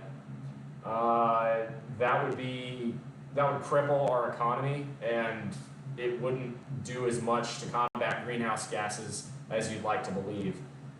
If you really want to do, again, fracked gas isn't good. It's not a good long-term solution, but it is better than coal. So if you can take coal-fired plants and replace them with gas, you are improving your emissions. In fact, it's why U.S. emissions are actually down from where they were in the 1990s and 2000s where they peaked, because we replaced coal with gas, not because we put a whole lot of renewables on board. We put a little bit on board, particularly wind in states like Texas, Iowa, and solar in California, but nowhere near enough to do serious amounts of change. What do you think those dams that they decided to down on on the river, tear down on the upper Mississippi? Again, you could put them back, but the amount of energy created by those dams isn't going to do enough to really move the needle. The other issue is that, again, so with this intermittency problem, you say, well, what about energy storage? This is where wind and solar, unfortunately, don't make economic sense. Wind and solar on their own are cheap enough to compete with other sources of power. Wind and solar plus energy storage is not. Wind and solar plus energy storage is still far too expensive. Geothermal is not the future. Geothermal may work in certain areas where there is hot geological activity beneath the surface. This would work in states like Wyoming, Idaho, and Montana. Unfortunately, not that many people in the United States live there. It works for Iceland, but Iceland isn't the rest of the world. Not everybody lives on a fault line like that, where there's a hot, bubbling, easily accessible point of magma and volcanoes that you can just tap. And you can get a lot of that, in the Northwest maybe, but that doesn't really solve the problem. The best option really is nuclear. I would say the best option is nuclear for your baseload stuff. So what I would do, if I was really going to try and attack it, I would replace coal with nuclear and replace gas with wind and solar. Because gas, the nice thing about gas, you can go turn on, turn off, turn on, turn off, turn on, turn off. Nuclear, even with SMRs, it's not as easy. Nuclear is meant to keep running for about a year, and then you take it offline to refuel, and then you go for another year. So you're better off replacing baseload with baseload and peak with peak. The other option is you could sit there and spend $1 trillion upgrading the U.S. electrical grid for increased energy storage, but I'm not sure that's a good idea. I'm not sure that's money well spent. With that amount of money, I think you could solve the problem a whole lot easier with a shit ton of nuclear reactors. All right, let's hit this. Fuel cells and batteries. It's an exciting field for sure. Fuel cells are not particularly economical. Hydrogen production is fuel cells. It's a great way to store, but the problem is you have to produce all that hydrogen, which takes a shit ton of energy. And then you're back to just producing shit tons of it by other fossil fuels or nuclear at that point.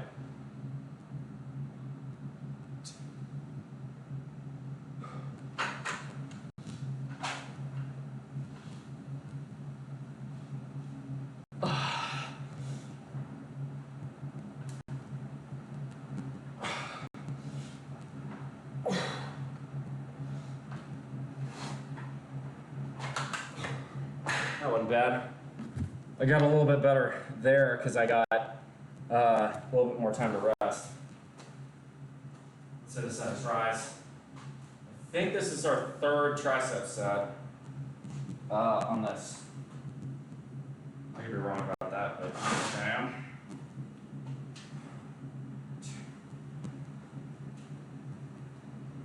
Yeah, the answer really is nuclear energy.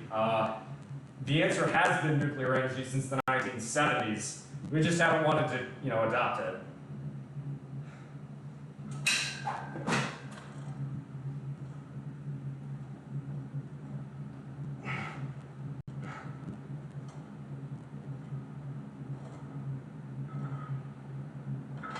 God, I'm starting to break form. I need to rest more between sets. What's happened here is I think I've been running a really good caloric deficit today, but my body's starting to feel that lack of input for calories. So do one more set of Arnold press, one more set of triceps, 2 sets of chest flies, then we'll head in. And I know I come off as very matter of fact, very opinionated on this matter. The reason I do is because, right, I'm a lot more open to changing my view on items for which I do not have as much economic experience. What's for dinner? Ooh, I'll show you actually. I made a big pot of improved macro refried beans. I'll probably saute a couple fillets of fish, like maybe some just whitefish or pollock. Put that in a tortilla or two, have some burritos that are pretty good macro-wise. I might even be fancy and throw some cheese and some salsa in there. But with regards to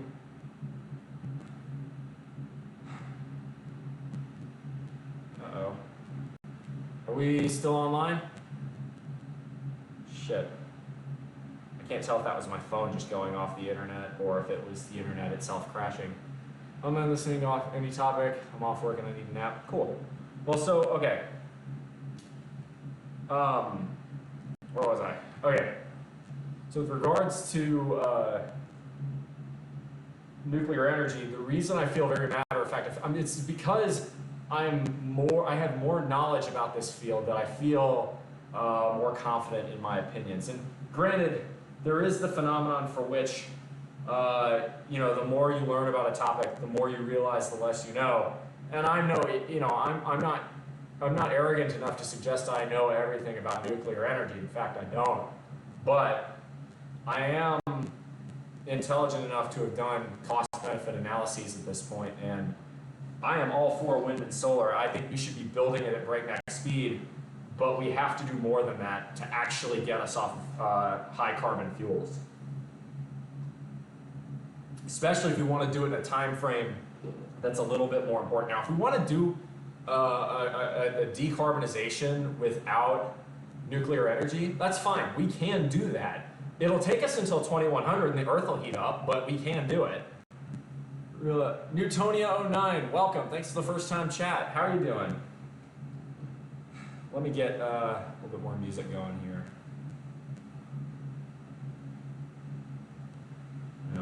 Democracy, it's always worse for everyone involved except for technocrats and oligarchs. I think that's hokum, no offense. I like the Winston Churchill, there's a line from Winston Churchill that says something along the lines of, democracy is the worst system that we've had except for all the other ones we've tried. And I think there's a lot of truth to that. I do not think the benefits of a more authoritarian system like you see in communist China or like you see in Russia or any other less than free society makes up for the cons of that authoritarian style of governance. The incentives are so perverse in a democracy. Yeah, but I'd rather put my faith in many men than put my faith in a few. This is also why I'm a fan of federalism. It's a lot easier, I think, to get the right outcomes at smaller levels of government because you can get more participation. The votes matter. But you have to have a civically minded populace to go for that. That is something I will hold my fellow Americans' feet to the fire over. Our civic participation rates are god-awful, and they have been since the 60s. It's pretty embarrassing. I blame the baby boomer generation for that. Gen X continued it, and unfortunately, my millennial generation is probably even worse. Well, I don't care if you don't like the choices. Write Bozo the Clown in, but you fucking gotta vote. It may seem like a pointless exercise, but if you have millions and millions of people that say none of the above, or Bozo the Clown, or even Mickey Mouse, or shit like that, it still sends a message. It's important. I feel very strongly about this because my father served in the United States Air Force for almost 30 years, and he died for his country. Not immediately, but we know why he got the cancer he did, and that was what killed him. So the idea that he, fought and died to preserve the Constitution, which in it has a framework for the people to decide the government, the idea that people would willfully refuse to exercise that right of civic participation makes me feel a little bit sick, frankly. All right. Many parties who come into power investing of consuming all necessary and important stockpiles risk to improve their images, then scorch the earth for their opponent once the inevitable blowback occurs. That's not necessarily true. I think it's a lot more true in our two-party democracy because we have a flawed first-past-the-post system. But that can be solved with other forms of voting. Single transferable vote, parliamentary systems, you've got it. Are there any workouts to grow my... Okay, buddy. Please don't get me kicked off of Twitch. Literally, that's the one rule. Stick around, but come on, don't be an asshole.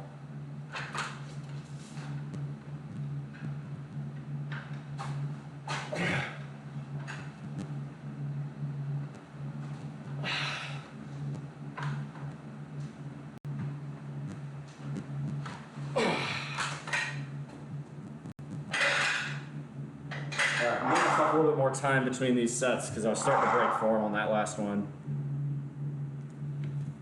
Hey, NA4K7. It's okay. I understand. Okay, so I think that would actually be okay by TOS, but the thing is, I've been burned by Twitch before. They don't like health and fitness streamers, so I have to be very careful. If you want the more explicit stuff, though, come join the Discord. What's your max bench? 355 pounds.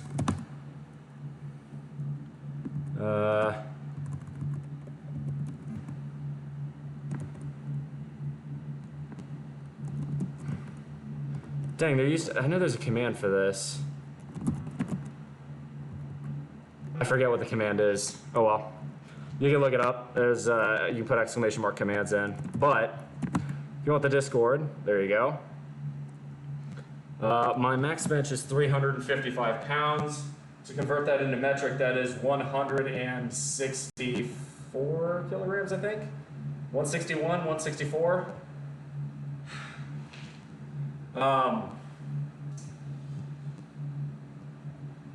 My max squat is 184. My max deadlift is 197. That's 405 and 435 in pounds.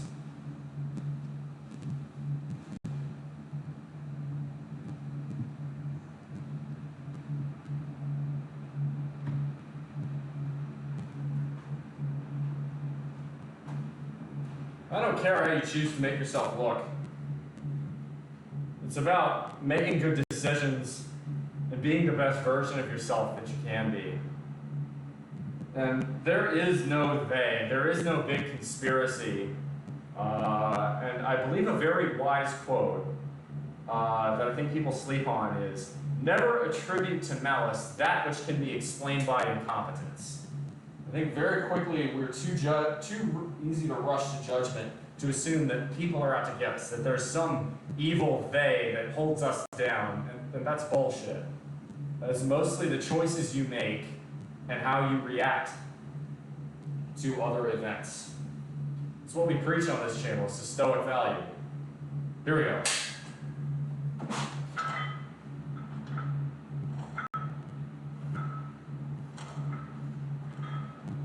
This is much better.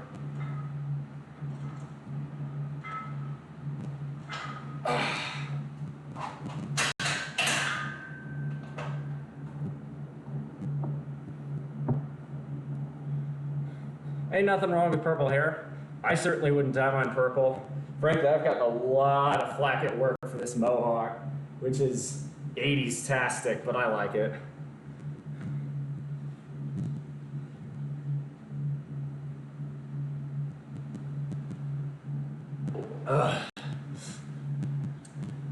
But blame is not accurately assigned. Instead of people hating non-working government institutions or members of the political elite, we blame their neighbor for voting for so-and-so. I don't think that's true. I think that's a fabrication put forward by spending too much time on media. I live in a very small rural town in South Carolina. You can probably figure out what the politics are. As a centrist, I don't agree with those politics. I'm not particularly far right. However, I can see a lot of good that people do, and I can see the intentions, I can see the reasons they vote the way they do, even if I disagree with them. I think that's an important thing to recognize. Now, we have 2 sets of chest flies, and we're going to head in for handstand push-ups in the Q&A. I personally think Donald Trump is not fit for office. However, I don't really think Joe Biden is fit for office either. I'm tired of our politics being ruled by people in their 70s and 80s.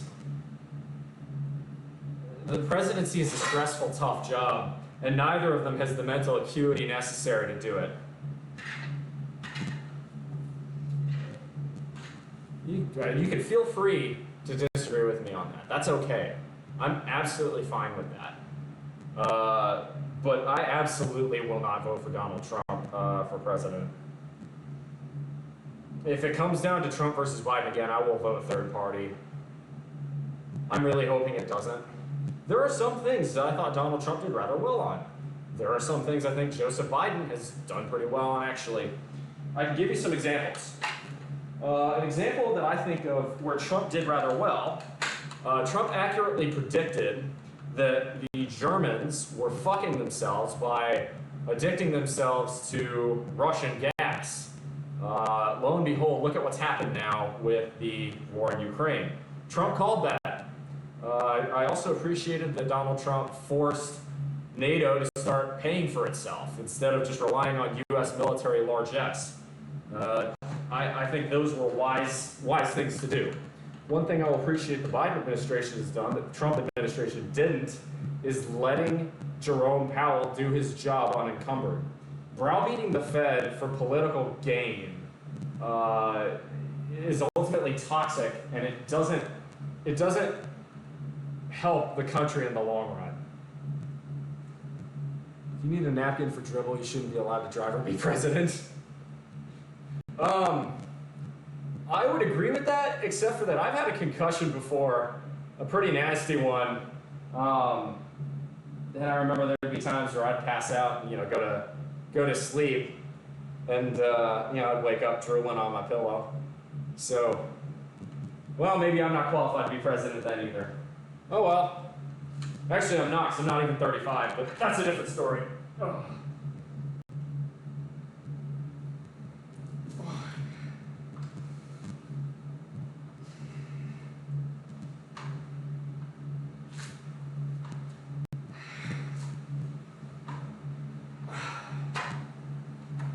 Personally, I think the biggest mistake we as a country made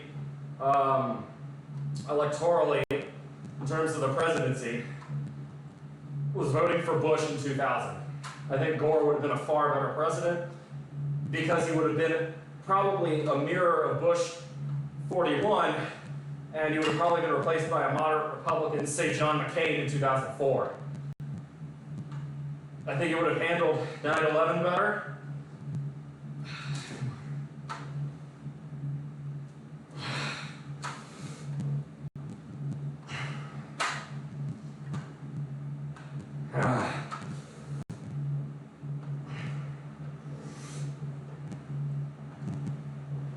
I think Gore would have embraced nuclear energy more.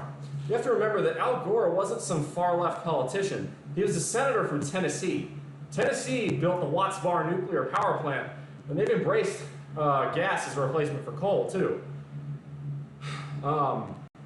Yeah, we would not have had daddy issues in Iraq. Oh, I will blame the Greens for this. This is my hot take. Ralph Nader has done more to undermine his own goals than any other person in American political history. Do you have tips on not swinging? I mean, I'm doing flies, just do them slowly. Max age to run a country should be 50, 55. I don't agree with that. I think 65 is fine. A lot of really high quality CEOs are in their 60s. I think there is a lot of benefit to keeping it open to that. I think where you run into problems is where you get into your 70s. The only presidents we've had that got into their 70s, like well into their 70s, were Ronald Reagan, who it was sort of an open secret that by 1986, 87, Bush the first was running things, because Reagan was starting to develop early signs of Alzheimer's. Trump and Biden, so enough said there. Oh, no one like curls. Yes. Okay, so like bicep curls, so some easy ways to do this to prevent swinging. Slow it way down. Use a curling bar or an easy bar instead of dumbbells. So something like this, right? And keep your elbows touching your body. This will help a lot. Restrict your motion a little bit. There are also little yoke type things that you can make. It consists of like a strap, then a piece of wood, or a little metal bit that you can hang over your neck, and then kind of cup your elbows, and then force them to stay at or in front of your body. There's another example. But I think Gore would have been a better president than Bush, and I think Ralph Nader, see, here's what I mean. By Ralph Nader's done more to damage his own causes than anybody else. In the 1960s, Ralph Nader wrote a book that was a piece of garbage. It was called Unsafe at Any Speed, and what it did was demonize, do I go to the gym or just go home? Yeah, I do have a gym at work. I will go there typically Mondays and Tuesdays, although right now during Ultimate Frisbee season, just Mondays because Tuesdays is Ultimate. And then I'm in here Thursday nights, Friday mornings, Saturday mornings, Sunday mornings. Regarding Nader, though, he wrote a book called Unsafe at Any Speed, and this book vilified the Chevrolet Corvair for its swing axle, even though this was the exact same setup found in the Volkswagen Beetle and Porsche 911. However, those were minor sales targets in the early 60s when he wrote the book. So Nader wrote this giant hit piece on the Corvair, which was actually a small, relatively efficient, air-cooled car that Americans really liked. And also, I'll mention the Corvair in both generations was beautiful. I thought it was a very pretty car.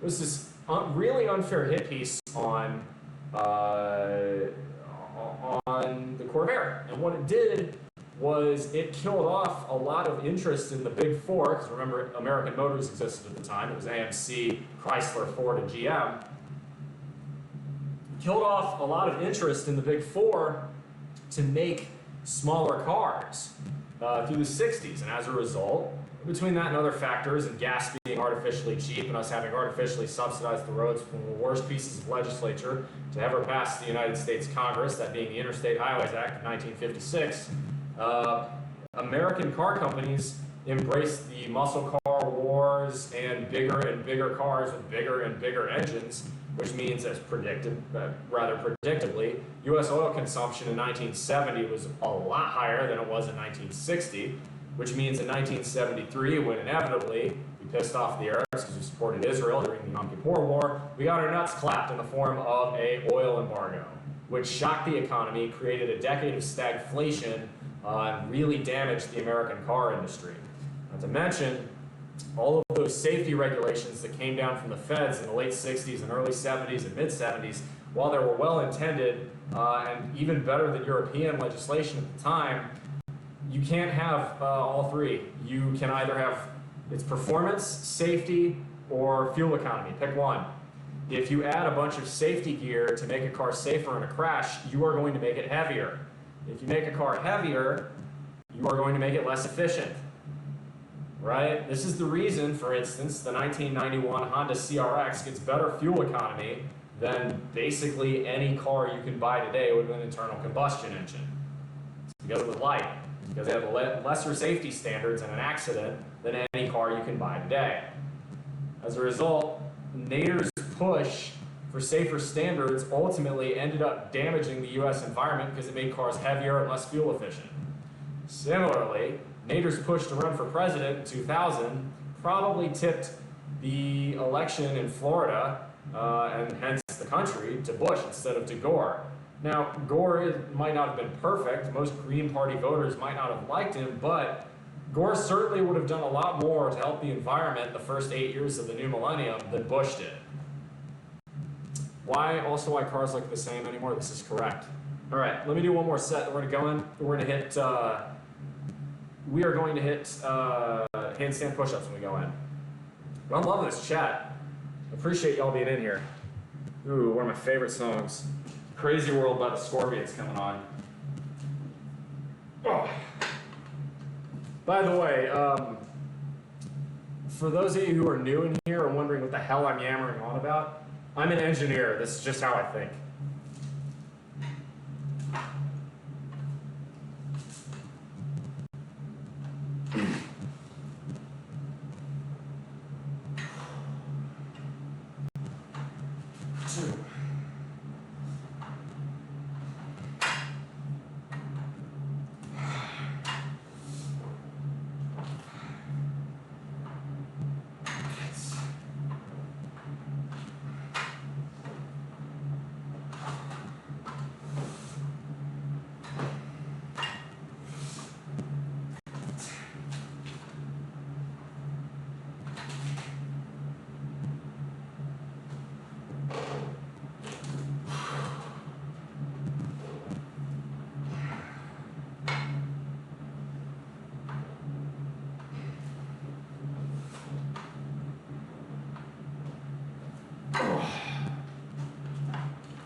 Sadly, cannot hear music.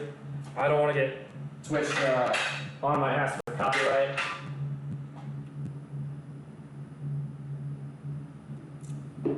All right. I don't think I'd be voting for Rocky in the next SLC election. Jill Stein, Michael Flynn, and Rocky Anderson. Didn't Rocky Anderson run the Socialist Party at one point? Maybe the DMCA stream is freaking amazing. Okay, so if y'all really want to see changes on my stream, I have an ideas and feedback channel on my Discord server. You can propose things and then vote on them in there. I do that because I only like making changes that my audience actually wants.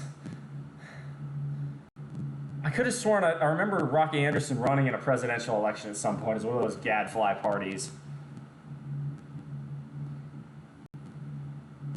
All right, so let's see here. We got 10 chest, 10 triceps, and yep, 10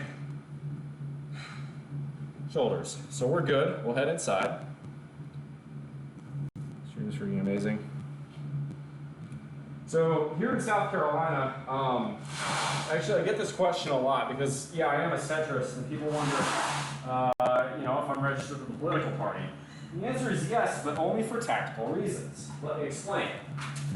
In 2020, the Joseph Biden campaign was really struggling. In fact, Bernie Sanders was in the lead for quite a while there in early to mid 2020, just as the pandemic was starting to ramp up. However, what saved Biden's campaign was the South Carolina primaries. South Carolina primaries are run for the Democratic system. South Carolina primaries saved him because Joe Biden has been vacationing down in Kiowa Island for, 50 years at this point. And he's very good friends with Senator Jim Clyburn. Senator Clyburn is sort of a political icon in South Carolina. South Carolina is heavily gerrymandered, which means there are 6 Republican districts that are very safe Republican seats, and 1 Democratic that is very safe Democratic. The Democratic section is mostly where the heavy black vote is. And they have voted for Jim Clyburn for 30 to 40 years at this point. He's frankly decrepit. He's old at this point, needs to retire. But Senator Clyburn helped out Biden's campaign by heavily campaigning for him and endorsing him. Well, what does this mean? Why does this matter? Well, as a result, as a thank you for basically saving his campaign, Clyburn lobbied for South Carolina to become the first state for the Democratic primaries to occur in, instead of Iowa. Biden acquiesced. Well, what does that mean? Well, it means that my vote, if I register as a Democrat here in South Carolina, is a lot more consequential. In the same way that if I were in Iowa, I would register as a Republican. The reason for this is, again, because it's the first primary, my vote for that person in the primary can make or break a candidacy. So as a result, it's a prudent political tactic for me to register with the Democrats and vote for the candidate who's closest to the center, or who shares my values, which frankly usually means a Democrat that isn't, shoving their head up their ass on nuclear energy. There are some issues I agree with the Republicans on, some I agree with the Democrats on, some I agree with both on, and some I agree with neither on. So there you go. We did hit, actually, did we ever hit 30?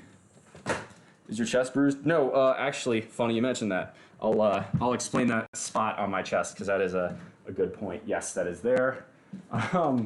Funny you mentioned that, Moose Dross. Let me take my shoes off. Very hot and humid out there. My chest is not bruised. Maybe we're at 29. All right, we'll keep an eye out. If you see 30, that's what we'll do. So no, my chest is not bruised here. What this is, and if I plug the laptop in and turn on the spotlight, you'll be able to see it. What this is actually rust. It's bits of rust that was from the bar when I failed on incline press and when I failed on close grip. This is the trouble with this is the trouble with what I do. Where I am, South Carolina being so hot and humid. The bar that I had is just made out of cheap Chinese steel. I'm going to replace it with a much better bar at some point down the line. Is beginning to rust a little bit on the surface. I don't care enough to really deal with it because it's cheap and not very nice. But it gets the job done. But, lifting shirtless, it's going to mean I get bits of rust on my body. So yeah, that there is, it's not a bruise, it's rust. So there you go. That's getting iron by osmosis. Iron oxide, anyway. All right, so let's, I guess that means we got to do egg whites, huh? I was really hoping. We hit 29? What the hell? I'm feeling generous. Can I get some hype for handstand push-ups? Give me some hype, y'all. Give me some hype. Maybe throw in a couple bits, and I'll make it happen. That seems fair. Plant the garlic. Thank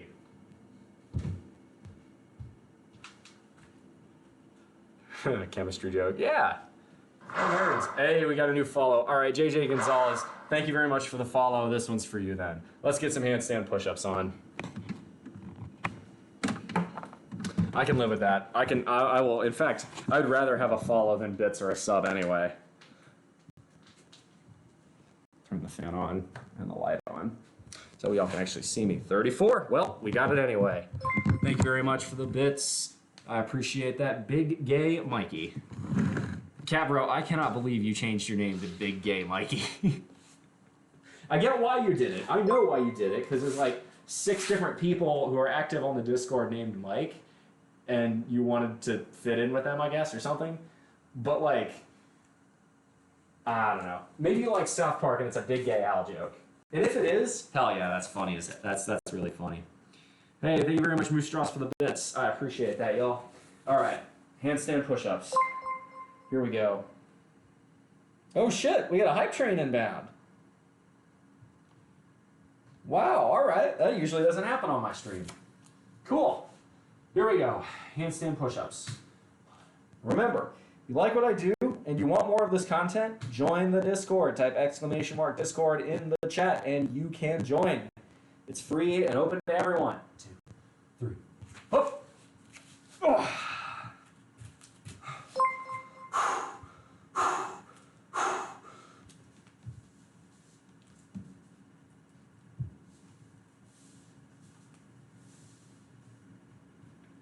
Oh, five's all I got for today, though.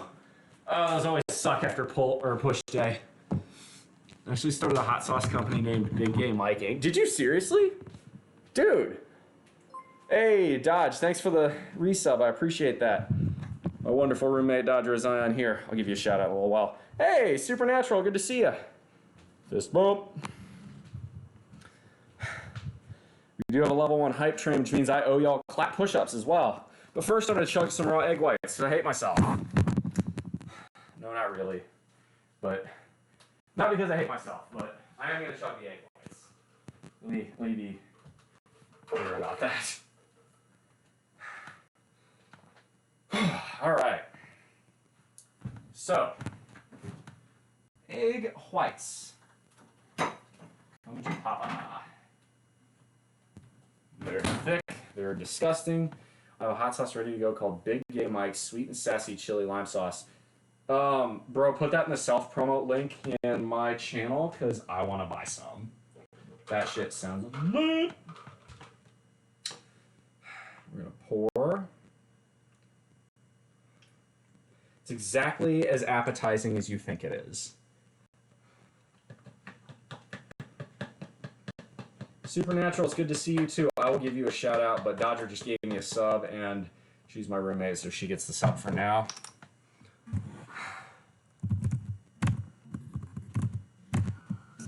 Dodger of Zion.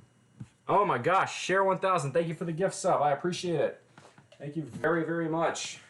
I don't normally advocate for subs just because Twitch takes more of the money, but if you want to go for subs, I'm never going to say no. Again, I always appreciate the donations that come in. It's never expected, and it's not why I do this channel, but I do acknowledge that some of y'all want to contribute, and I feel very thankful for that. Here we go. 2, 3, 4.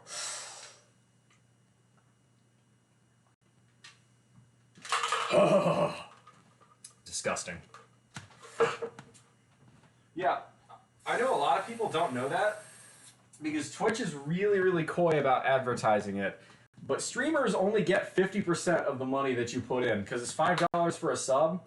Yeah, we get $2.50 of that.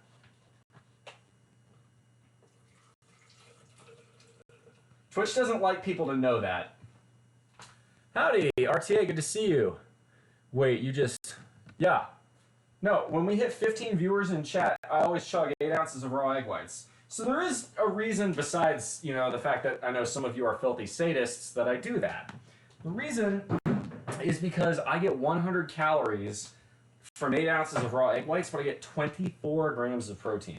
Egg whites are, as near as makes no difference, the single purest protein-packed substance you can put in your body. The ratio of protein to calories cannot be beat by anything. So I strongly advocate for raw egg whites. You don't have to chug them raw liquid the way I do. It's just, you know, I do that because I know, again, some of y'all are sadists and it's a fun thing we get to do. RTA 1, RTA 1_8M. Do you know turkey? The bird or the country? Tuna's pretty good. Oh, I love tuna. Yeah, I have loads and loads of tuna. I'll go to Costco and make tuna runs and get the Costco tuna there. You're absolutely right. 180. Smooth. 180 calories, 36 grams of protein. Not bad. Oh, we got another. Oh my goodness. All right, that's 100 more bits. So we get to a level 2 hype train. I owe y'all, I believe that's 10 clap push-ups. Let me get the protein shake rolling, and we'll keep carrying on. I already threw creatine in water I did earlier, so I'm not throwing creatine into this. But we throw in peanut protein, 1 scoop, 2 scoop, 3 scoop. Supernatural, I'll give you a shout out in just a moment. 4 scoop. I haven't forgotten. Supernatural's pretty great too. If y'all want to follow her, she's another health and fitness streamer here on Twitch. She is a petite girl who can throw a shit ton of weight up for her size. A lot of respect. She also does Pomodoro technique. A lot of work related stuff, productivity, stuff of that nature. So if you want to check her out, I will give you a shout out in just a moment. Just need to. I've been inside all day because it's been rainy, so I'm actually probably take 2 of these. I have not gotten. It's been very rainy like for a while, so I'm gonna take a couple of these. Only 2. These are just basic vitamin D supplements. Really only take these if you live in an area where you're not getting enough sunshine. Because you can get vitamin D from the sun. I'm taking them because here in South Carolina it has been unbelievably rainy and I have not spent enough time outside that I'd like to. Being 4'11" has many disadvantages. Oh, you mean the country turkey? Okay, so I wasn't sure. Because here in America we have the bird turkey, and the bird turkey is delicious. RTA, I would have to go between turkey and grease. I have to go with, I personally would go with grease. My dad, it's funny, my dad was stationed in Incirlik in 1990. I think you can figure out why. So, he did not have particularly fond memories of some of the shit that happened back then. Oh yeah, if you live up north, you need vitamin D. So I'd have to go with grease there. That being said, Turkey has some seriously cool stuff about it. A lot of the ancient ruins that have otherwise been destroyed in the Middle East, Turkey has had this good sense to hold on to. Turkish food is simply excellent. There's no other way to put it. The Turks do tea very, very well. It's really strong. Also, Turkish oil wrestling sounds really fun, and I do want to try it. Evening bowling, yes, the Reds winning is so much fun. Yeah, they are on fire, dude. What? How many have they won in a row?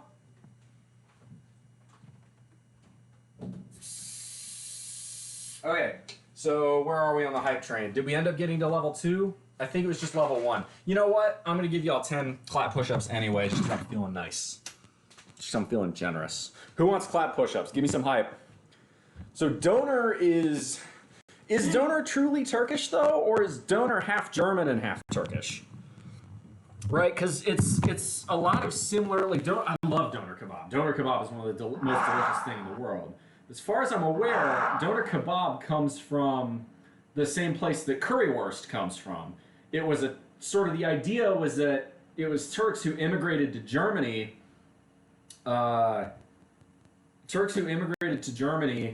And kind of merged a lot of their cuisine into German cuisine, and that's how Doner and currywurst came to be. It's the same way how chicken tikka masala was the result of an Indian restaurant in Scotland. So it's a hybrid between Scotland and India. I do love currywurst though. That's hard to find here in the U.S. Heck, good Doner is hard to find in the U.S. You can find shitty Doner in like Las Vegas, but like a good Doner place, the way you can find them in Europe, can't find that here. Yo, Boar, good to see you. Okay, let's get some hype going. And if I'm gonna do this, I'm gonna do it properly and take off my socks, because if I don't do that, I lose traction, and that's less fun. Okay, clap push-ups. Here we go. 2. 1, 2, 3, go.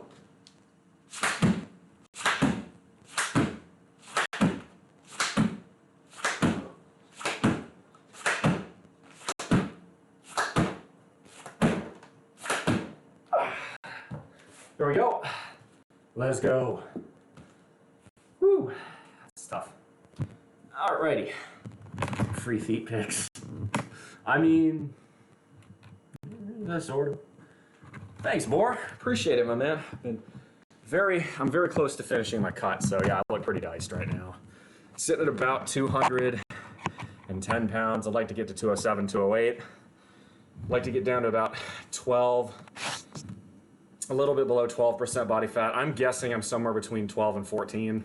It varies. That up. So Dave Martinez due to get tossed today against the Snakes.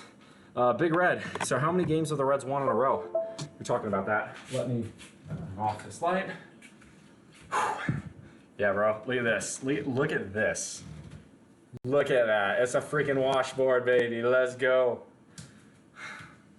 What's the lowest you want to go? 207, 208. I originally thought 10% body fat, but I just hate. Like today I was weak in the gym. Actually, first off, before I forget. Ryder, there you go. Shout out to you. But yeah, check this out. The abs look so good from like the quarter profile. Makes me happy. But at the same time, I hate that my numbers continue to go down in the gym. It was only 5 rep and 275 on bench today. Not thrilled with that. Shoulder has been giving me some problems. And I would go for an MRI or a doctor's visit, but I live in the United States, which means I'd have to pay a shit ton of money to do that. My healthcare plan is basically don't get sick. Yeah, originally the goal was 10, but like, the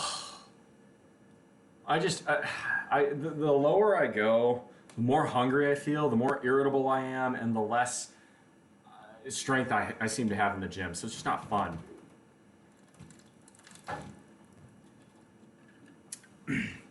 So, okay, I could afford it.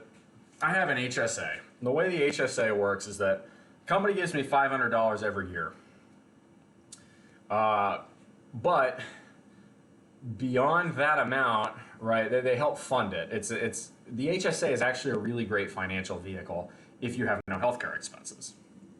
But the HSA is paired with what's called an HDHP.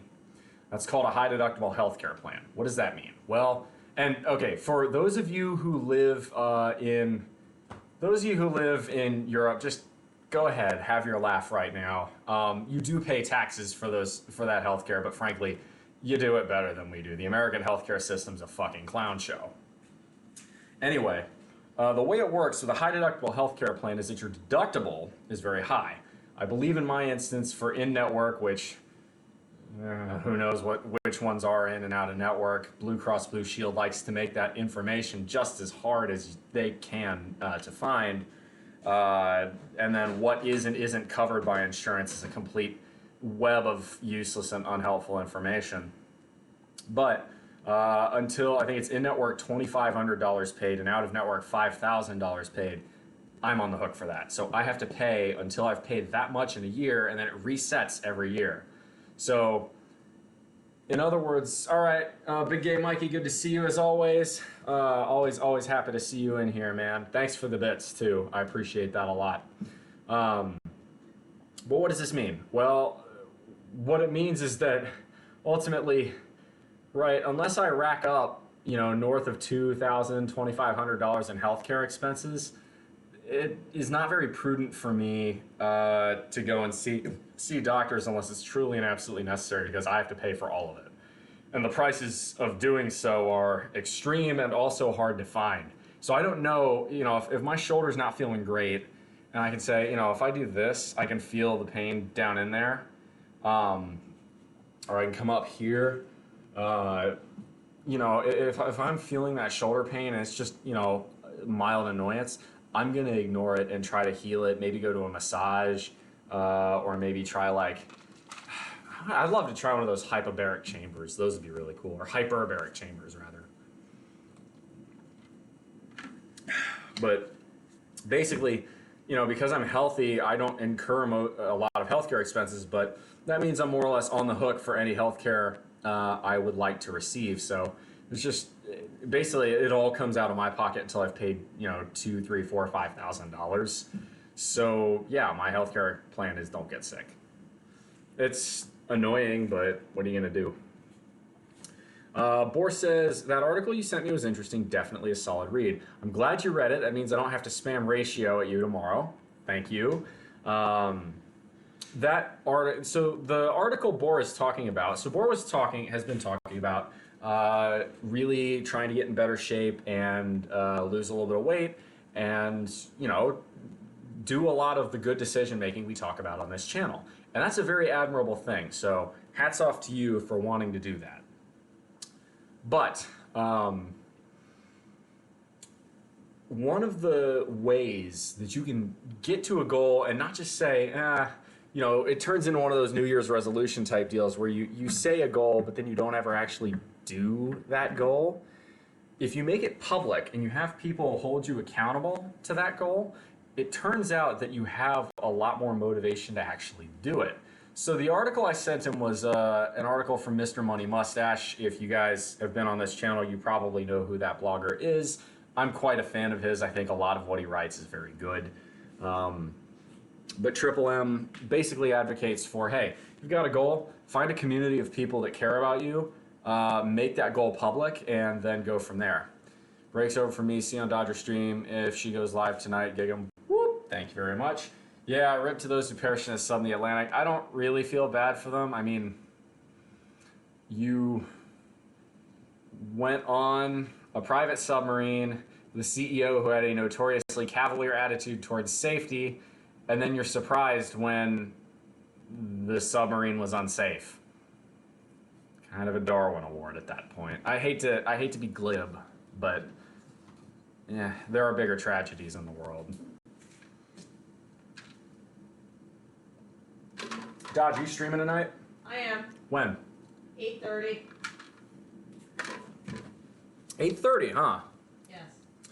Well, that, I suppose, gives us a bit of a quandary here.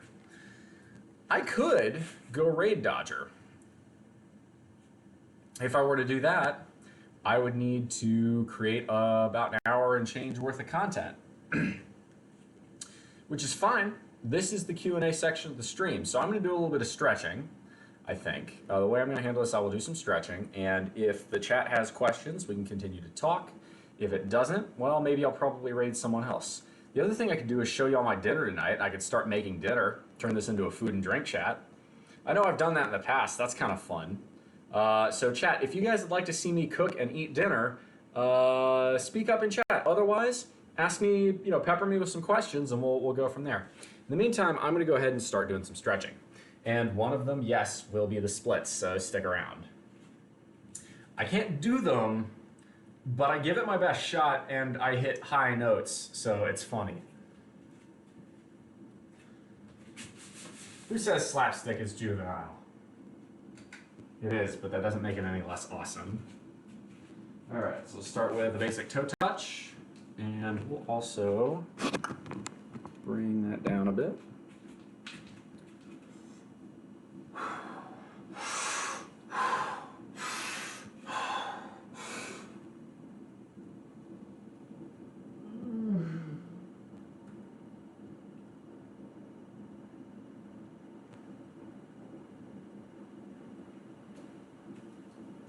Okay, I'm gonna do that a second time. So yeah, chat, if you have any questions whatsoever, this is the time to ask.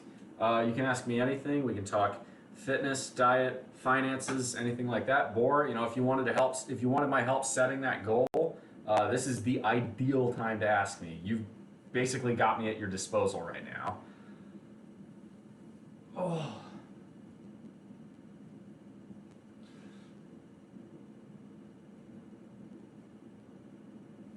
Oh, that's tight. Okay. All right. Now for the one everybody likes. Or at least I know a very large, mostly gay part of my audience likes. I mean, come on, let's call a spade here. Oh. 2, 3. Oh.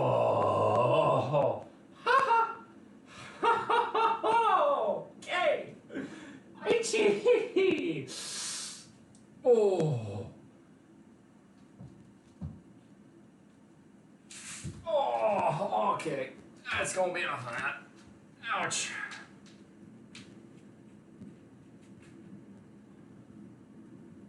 Oh. I should probably fix that stream elements tab to state, hey, because I feel like that thing pops up too often. I'll probably get rid of the clip notification and the BTTV notification. I feel like those aren't as necessary. Oh. All right, actually, you know what, while we're down here, I'm gonna do the cat cow, the downward dog and the cobra pose. Not to the light. Oh, very nice. Oh. So the cat-cow. On your hands and knees, on all fours. Furries, I'm sure you love this. First you start off cow, so you look forward and curl your spine. Kind of curl, try to bring your booty to your scaps, your shoulder blades. Then you transition to cat, which is kind of the exact opposite. You tuck in your chin and curve your back like a scared cat. What this is doing is basically stretching out your spine in both directions, concave and convex.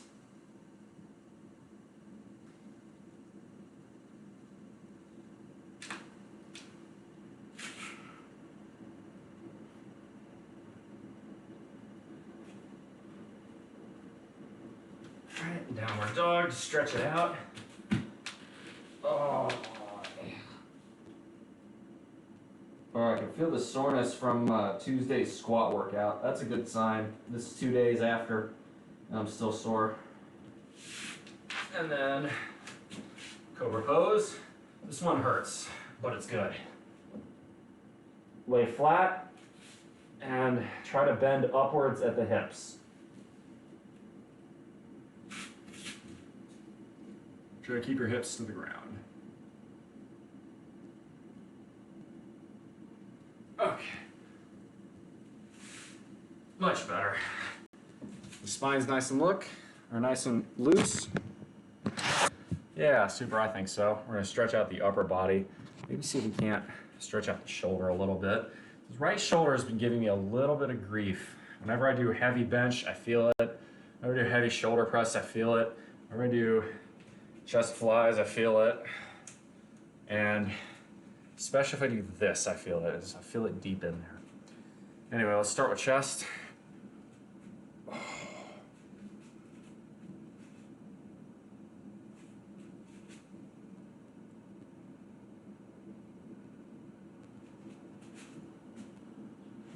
Get that barrel chested look. Relax.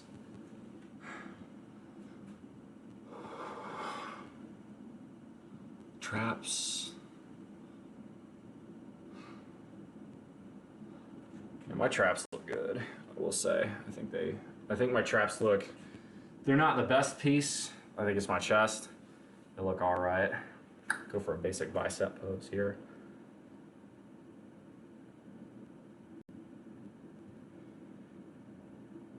Oh, that's not bad. That's pretty good. Insert, can you feel my heart? I'm not sure what that means.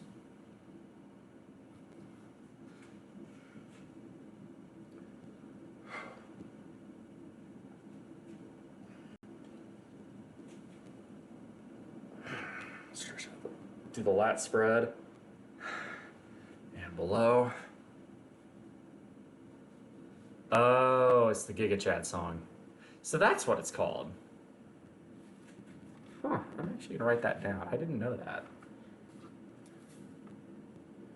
Give me just one moment. Can you feel my heart equals Giga Chad song? Thank you. That's actually good information. I'm glad. Now I know that. So we had egg whites and protein. We'll go ahead and add those macros in. That's 440 calories, 80 grams protein, 7.5 grams fat, 17 grams carb. And you will not find better macros than those raw egg whites. And they're reasonably affordable too, especially now that egg prices are coming back down. Now, I gave the powers that be politically hell for the obscene levels of inflation we saw in 2022. Those were inflation levels we hadn't seen since the 1970s. We'll give them credit because inflation is falling. I've noticed in particular egg prices are now back down to just a touch over $1 a dozen. That's about 10-ish% more than they were in 2019. A little more, 15% more than they were in 2019, 2020, and early 2021, when I could get them for 88 cents a dozen here in South Carolina. If 88 cents a dozen eggs are something that your brain cannot comprehend, this is called the California effect, and bless your heart. All right, so let's do the lat spread. I suck at lat spreading. I think it's also just because my chest is big. But like, you can barely see my lats.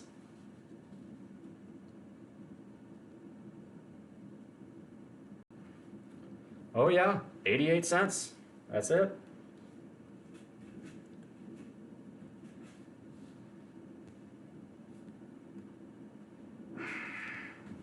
That's a pretty good pose from the front too. I'll do the other side.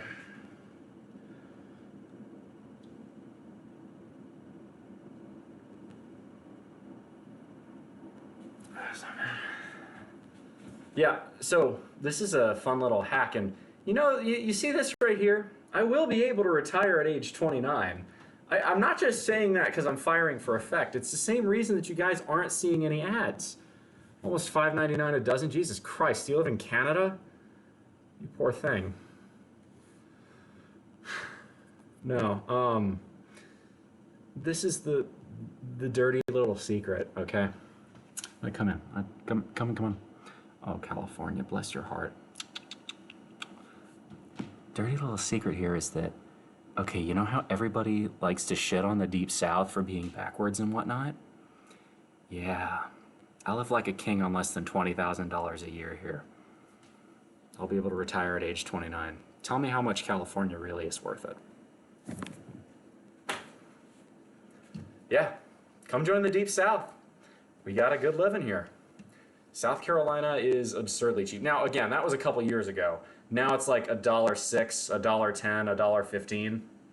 You know, it's a reasonable price increase, frankly. You know, your chicken farmers got to make their living too. Yeah, California is, that's the word I'm looking for, fucked up.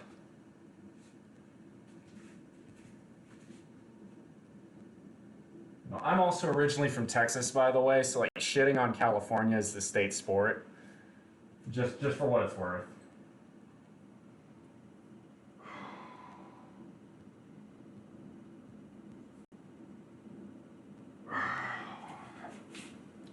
But no, seriously, I will be able to retire at age 29, and the primary driver for my ability to do that is that I have optimized my living expenses. Someone did. I believe it was, let me find that for you. I think it was up above. Give me just 1 second. I'll figure out exactly who it was so you can ping them and thank them yourself. I want to say it was...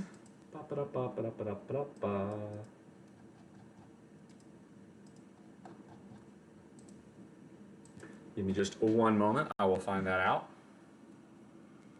This is the benefit to having a second computer right here. Stream manager.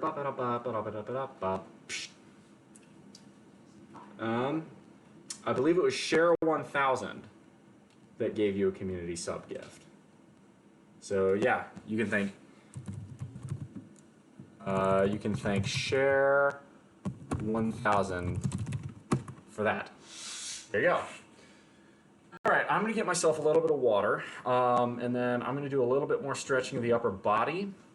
And it sounds like y'all weren't really interested in seeing me make and eat dinner, so I probably won't do that, which means we'll probably look to raid someone, unless you guys have other questions. Let me get a little bit of water first, though.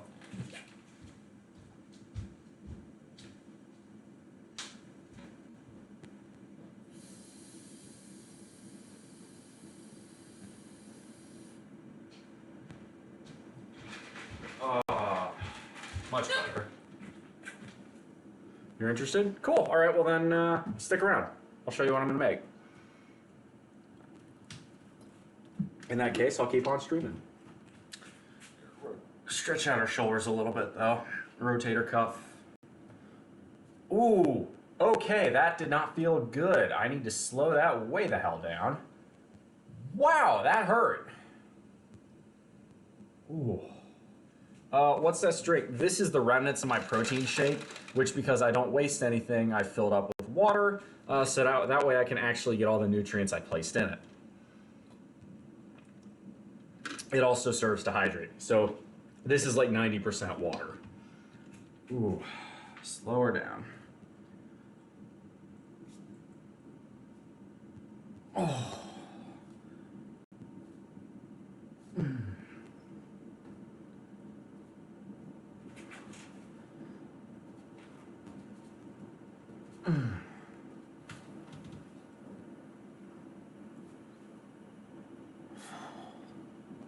Ooh, I can feel that in my shoulder. Yeah, I think what I just need to do is go get a massage or something there. I think that'll fix it. I hope it does anyway. Stretch out the tricep.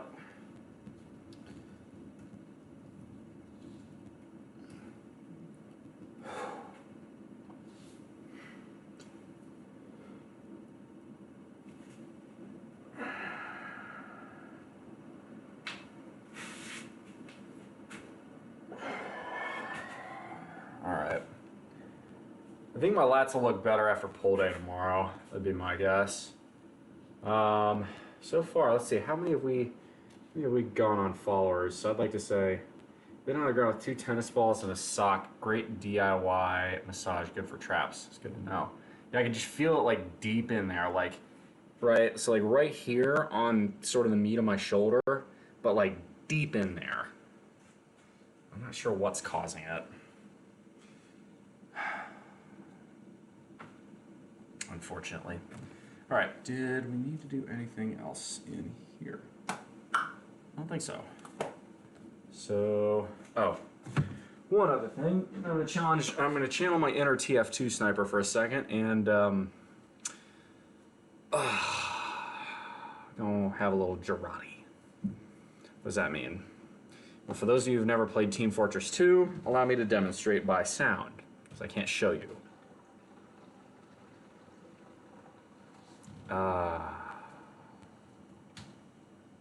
It's exactly what you think it is. I've checked. This is not against Twitch terms of service as long as I don't show myself doing it.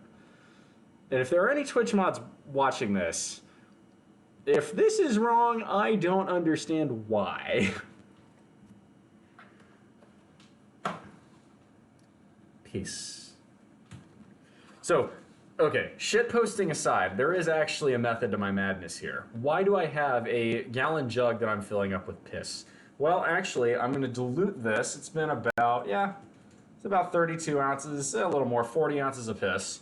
I'm going to dilute that, put water in the rest of it, and dump it on my compost. And the reason for that is that human urine contains a lot of nitrogen. Why does nitrogen matter? Nitrogen helps brown compost break down faster. In other words, if you want to make your compost break down all your leaves and other detritus that you're putting in to your compost break down faster, pee on it. But it works a lot better if you dilute it because straight piss can burn the compost, so to speak, and it'll mess with it. It's a chemistry thing. But basically it helps make dirt. You cannot do this with human feces unless you're a vegan. I believe that's the way that works, because I think it's eating meat that can, or meat or dairy that can fuck with the waste product. I don't know that for a fact. I have no interest in creating a DIY composting toilet. Look, I try to be green. I'm not that green, not yet. It's not necessary yet. Okay, so. That handles that. I suppose we'll go ahead and move over to, I guess we'll make this a food and drink stream now, huh? I can dig it. Let me edit the stream info.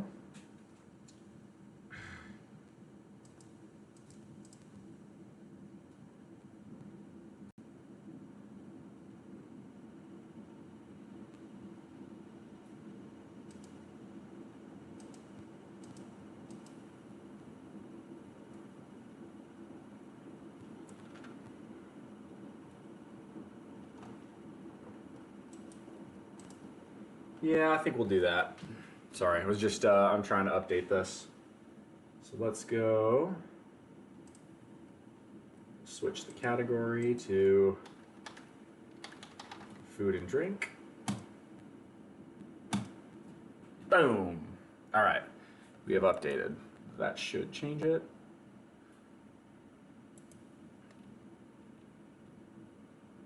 Oh, I guess I gotta change it on OBS.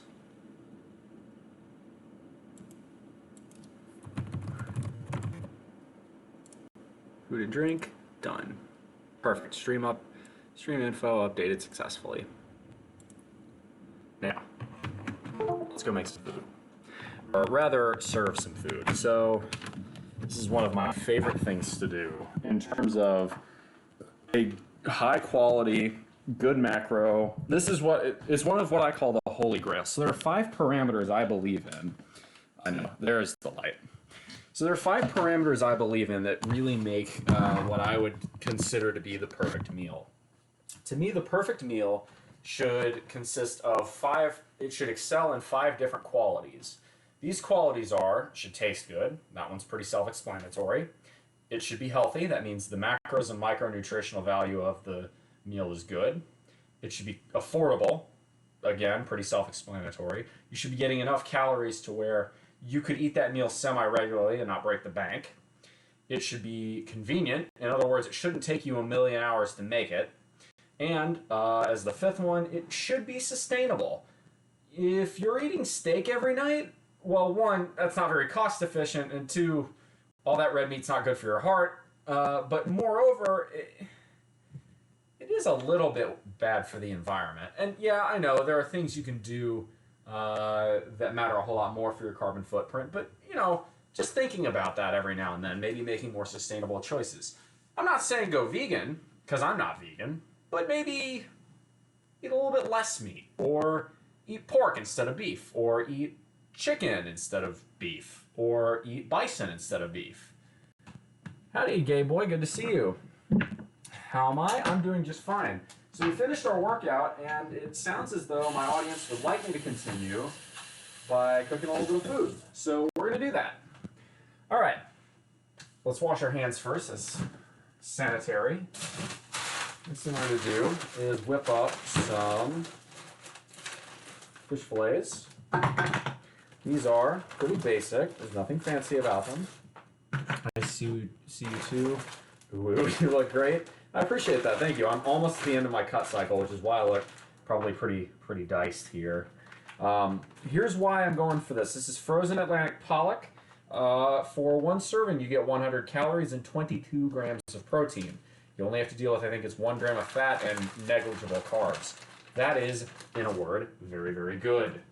That is almost pure protein. This is almost as good as egg whites, and frankly, it tastes a lot better. So we're going to throw a little bit of water in here because they're frozen. Just enough to cover very thinly the bottom of the pan. Then we're going to put this on high. And what this is going to do is sort of flash, in the same way that one might flash freeze fish, this is going to sort of flash thaw and almost steam them a little bit before we go to a saute.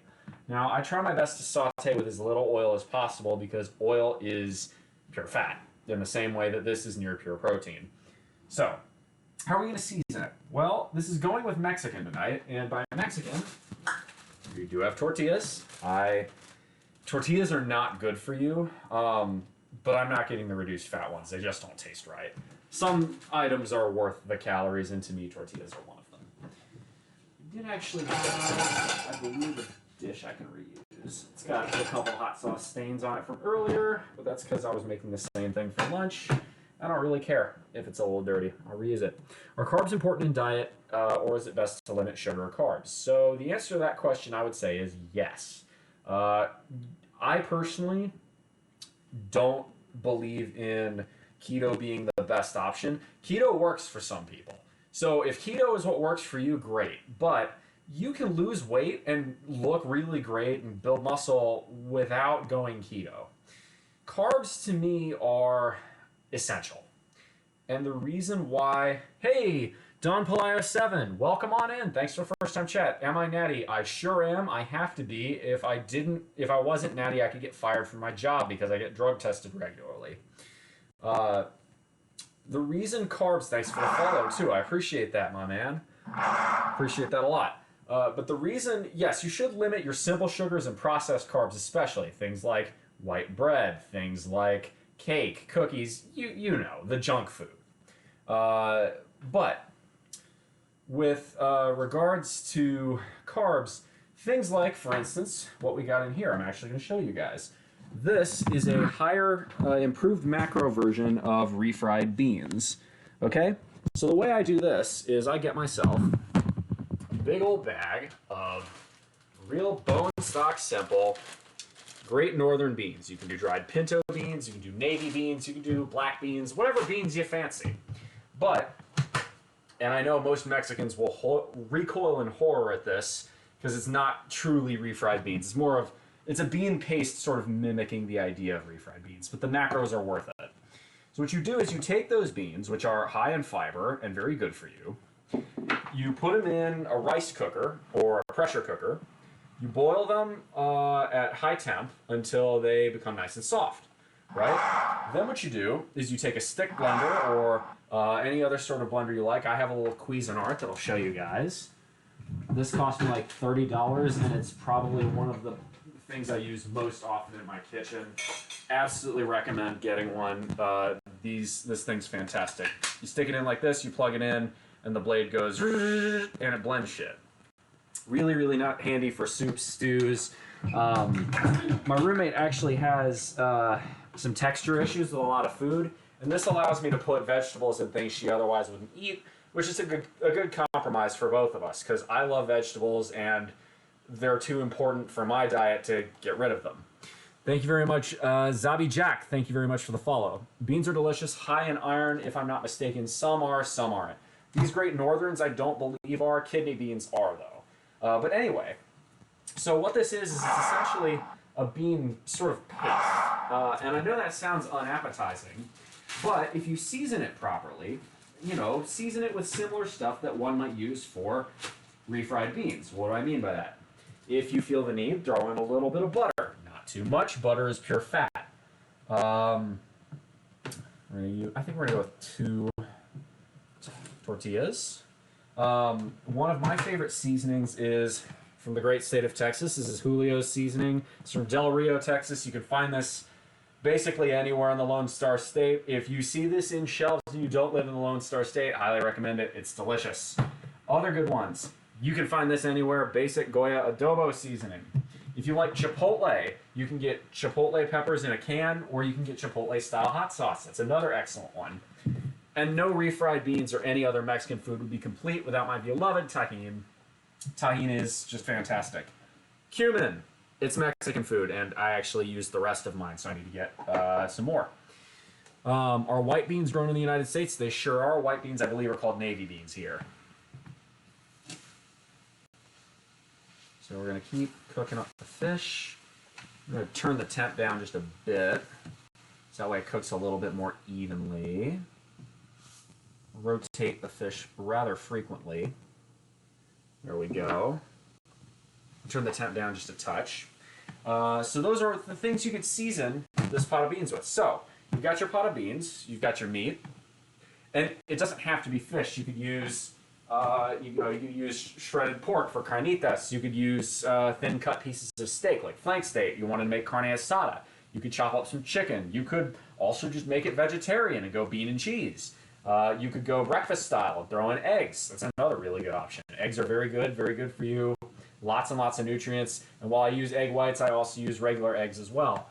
Tahini is absolutely bomb on fruit. Yes. Oh, tahini on a good summer watermelon. Mwah! Fantastic. Bellissimo. Yeah, white beans are grown in the United States. How is RuneScape going? You maybe want to harvest wheat and mill it. Pretty good, actually. I'll be playing that again this Sunday. I played a little bit today, just while it was I felt like a little bit of a break. Doing a little bit of crafting. I'm hoping to do some more quests with y'all. We did a quest last time live, and I think that was a lot of fun. I think we also did the Pride event, which was fun. Happy Pride for those of you who celebrate it. I'm amongst y'all now, which is a weird thing for me to learn to adjust to.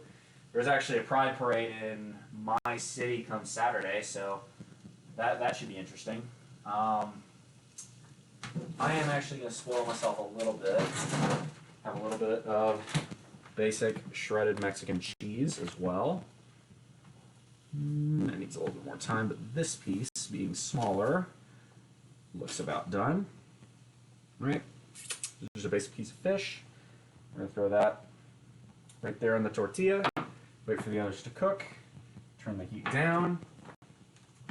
How do we want to season the fish? I did not season these fish, and I should. Let's go with a little basic adobo. Nothing. Actually, tahini sounds better than adobo. Let's do tahini. You put tahini on fucking everything. Tahini is baller. And then I'm actually out of salsa, like chunky tomato salsa, but I do have Valentina, which will work in a pinch. Cookie 99. I could absolutely go for a 99. My chat has not wanted me to do that, so I could. How many meals a day is good if you work out 2 to 3 times a day? If you're working out 2 to 3 times a day, you're probably working out too much. You're gonna overtrain.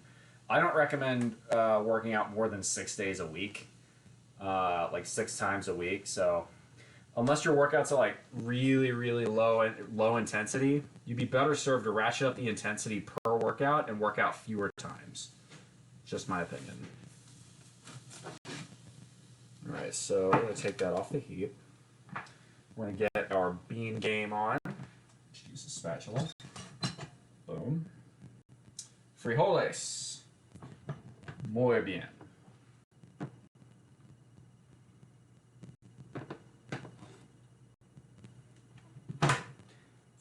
These need to be heated up a little bit, but I'm too lazy to do that, frankly. This is a very low effort meal. This is a nice thing. Once the beans are made, you can just kind of keep them in the pot and eat them whenever you feel like it.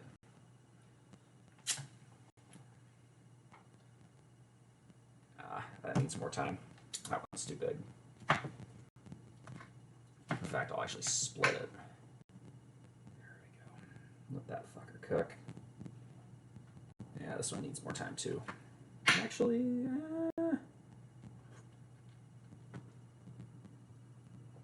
yeah, a little bit, just a touch.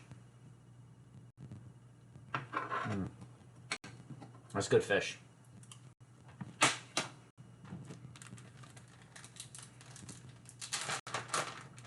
Yeah, how many meals a day is good if you work out 2 or 3 times a day? It's less about how many meals and more about how many calories.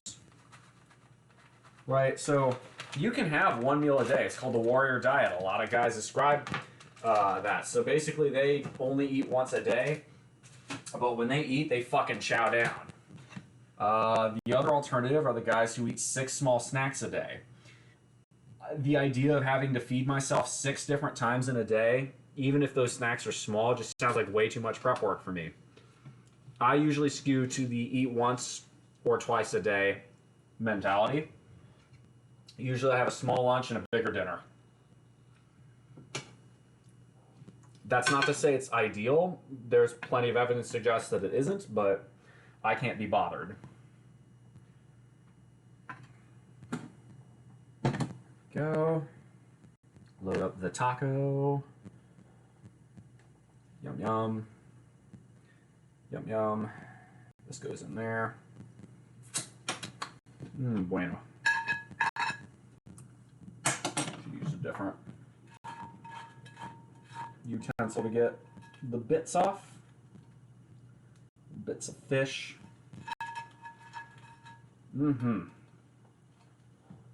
That'll work. Not bad. If you're skipping meals, you're probably taking an unhealthy approach to weight loss. I don't think that's true. I think there are some people it works for. I don't think you have to eat 3 meals a day, 4 meals a day, 5 meals a day to lose weight. So weight loss is a question of thermodynamics. Fat loss is a question of macros and thermodynamics. It's a question of biology. What do I mean by that? Whether or not you will lose weight comes down to one very simple maxim. It's called calories in, calories out. It is a law of thermodynamics that states if you intake more calories than you burn, you will gain weight. If you intake fewer calories than you burn, you will lose weight. What kind of weight, be that fat or muscle, is dependent on what you eat. In other words, I recommend higher protein meals like this. This is going to have, let's see, I'd say 2.5 servings of the fish. That's 250 calories. 22 times 2.5, so that'd be 55 grams of protein. Then you've got another 300 calories from the tortillas. That's 550 calories. Probably another 300 calories or so from the beans. That's 800 calories. Maybe 200 from the cheese. This is about a 1,000 calorie meal right here. Sometimes fasting helped. I used to weigh 280, now I'm at 230. Good for you, man. That's really good.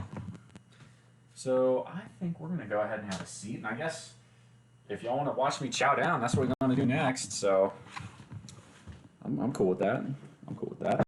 Get hungry.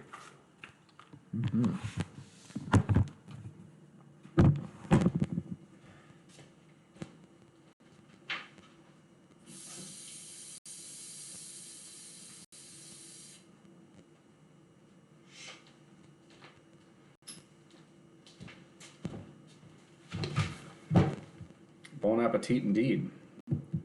It's quite nice. So you know what? I'm gonna. Do you want to eat standing? Yeah, why not? We're gonna go back over to the spotlight because that way you can see it better. You see me better.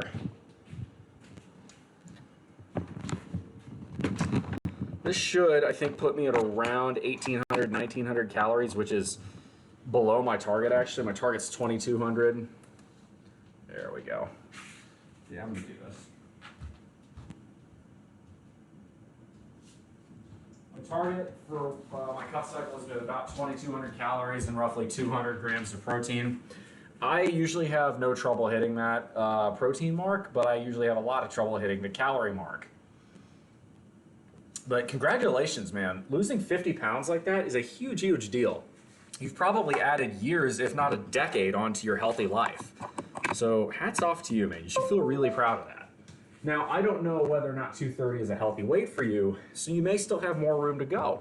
But take pride in the fact that you have made some very good choices to get to that point.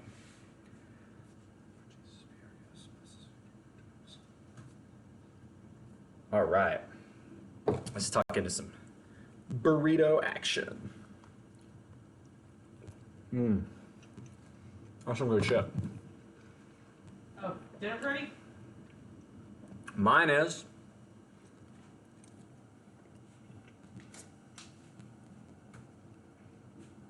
If you want me to cook you, I can fry you some eggs or something. Or would you want me to like scramble you some eggs, or what did you want to go with your, like to go in your burrito? Well, you mentioned frying eggs while I was home for lunch. Did you want me to do that? If you want to, don't worry about it if you want to stick around with your community battle. I mean, I'm just kind of streaming this live ad hoc. I can go do that. I guess we'll go do this in the kitchen. I'm gonna eat this one, and then I'll eat the other one while I cook.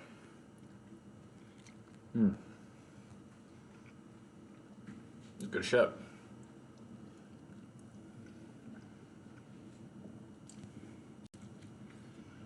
You know, you could argue this is still health and fitness. But hey, man, fish burrito ain't bad.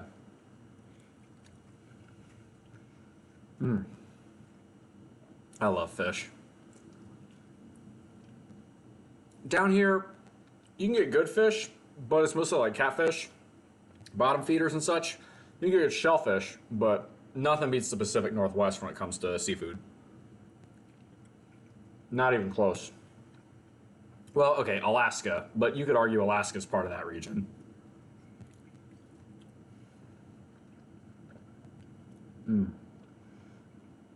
Like, if you ever had Alaskan king crab, holy crap.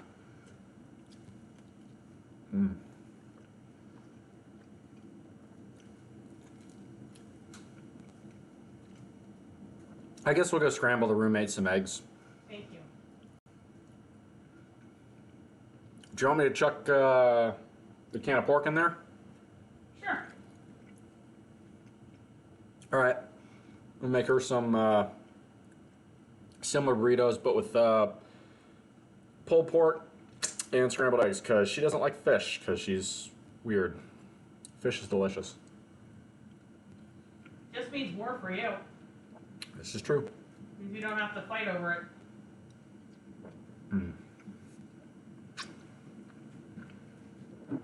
By the way, I can absolutely eat like a lineman. Especially if I've done cardio. There have been days where I can put down 5,000, 6,000 calories like that. Like it was nothing. It's a blessing and a curse. I can astound friends at all-you-can-eat buffets, but it also means I can damage a cut cycle very quickly. However, it means words cannot express just how much I enjoy the eating side of my bulk cycles. Oh, do I like that. I worked for a fishing company up in Juneau. Fish is a different way off the boat. Oh, that must have been so good. I bet it was like so good that it spoils just basic store-bought fish for you now. That wouldn't surprise me. All right, let's go cook the roommate some food. The roommate, by the way, is Dodger Zion. We're gonna raid her in a little while, I think. I raid you a lot. You do. I appreciate it. She's busy playing the Blinding of Isaac. I don't know what you gonna do on stream. What you doing on stream tonight? Tarot cards. Well, y'all saw me doing a Catholic prayer earlier. I don't believe in tarot, but it's harmless fun. I would say stick around. She's a very good showman. And I don't believe there's much of anything to it, but the cards are accurate. It's hard to argue otherwise. Okay. So I think.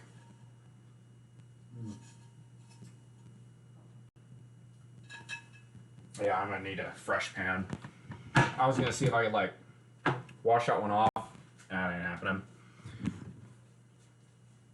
I'm gonna have a bite of my second burrito.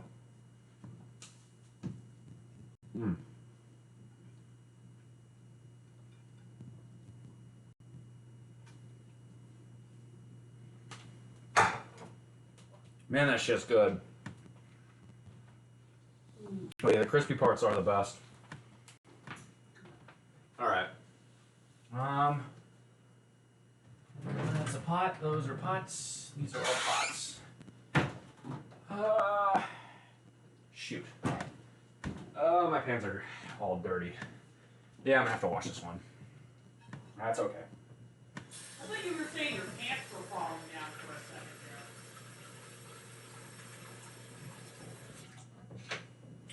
Closing.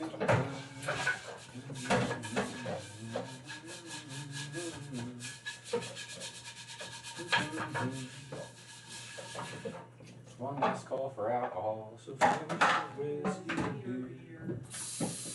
Alrighty.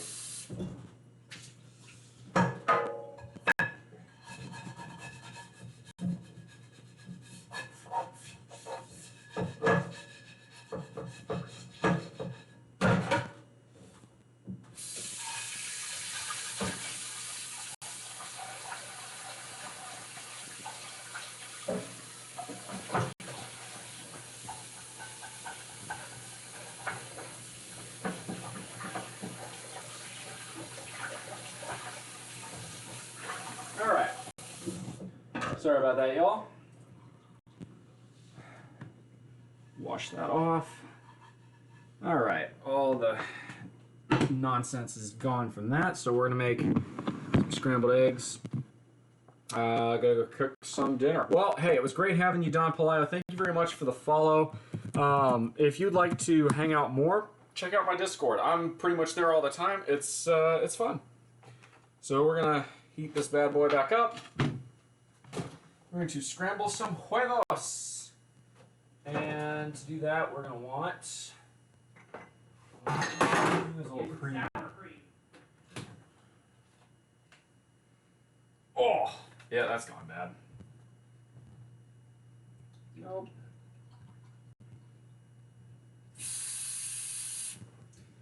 is a container of heavy cream that my roommate likes to have some heavy cream in her eggs, which I get, but that, no. It is fighting for the keywords. It is fermented. It smells like something. It smells like something you get served in a Swedish restaurant. I have negative opinions about Nordic food. Alright, so we need a fork. I want to make Swedish meatballs tonight. That's great. You can do that. Bork, bork, bork, bork. Alright, so how hungry are you? I'm pretty hungry. Okay. I'm gonna let you apply the sour cream. I think I'm gonna punt on doing that. We're gonna throw in un huevo, dos huevos,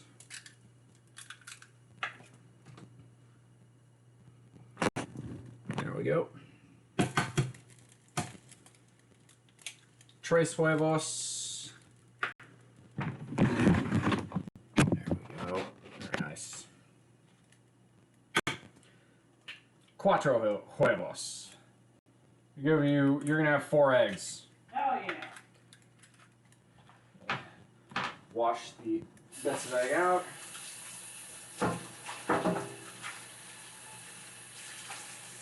We save the eggshells, throw them in a bag over here because these are great for composting. Eggshells have loads and loads of calcium, and that's very good for the soil. It's very good for plants. Plants like it. So we're going to let that heat up a bit. Take another bite of our burrito.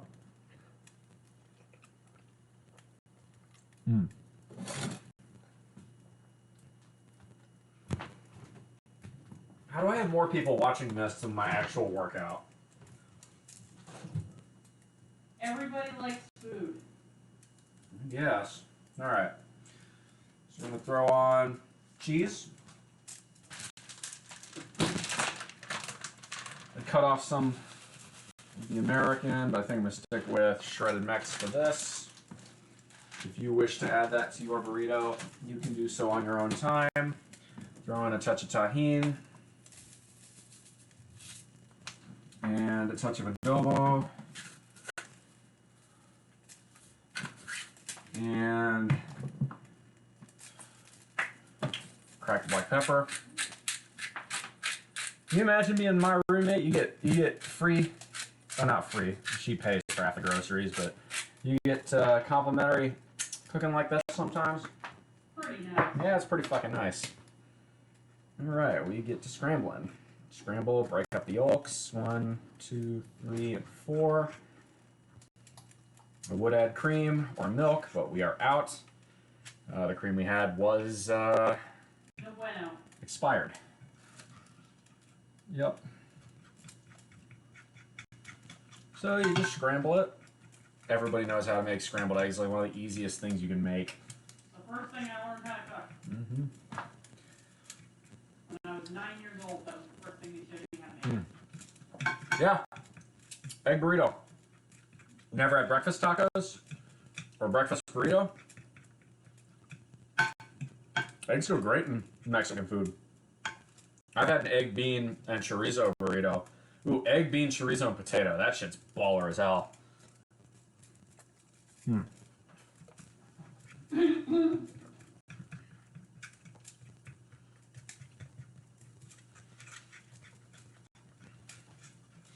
we scramble the eggs. And you're supposed to keep scrambling, but do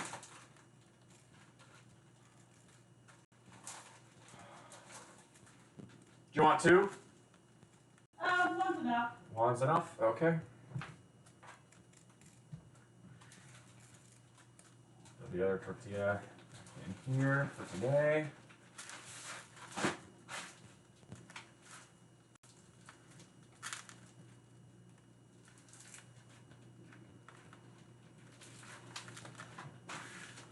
Okay.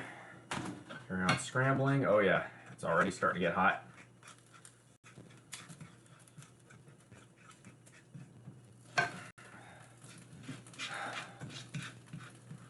I mess up scrambled eggs, they stick to the pan. A little oil goes a long way with this. The key is to kind of keep scrambling until you get a little bit closer. Then make sure to take them off heat pretty quickly. That's how I found the way to do it. So yeah, it's starting to stick to the pan for me. So at this point, take our spatula or rubber spatula, scrape them off, sides.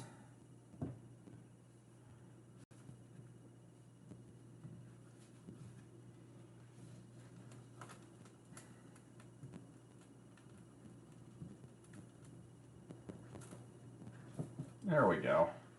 A little bit will always stick to the pan, but that's pretty decent. Between this and the beans, I think you're gonna have plenty. I might punt on the pork for you if that's okay. Okay.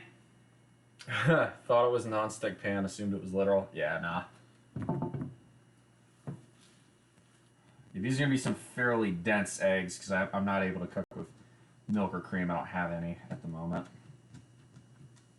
But they will be quite tasty. We'll let that cook for a little while longer. Have a bite of our burrito.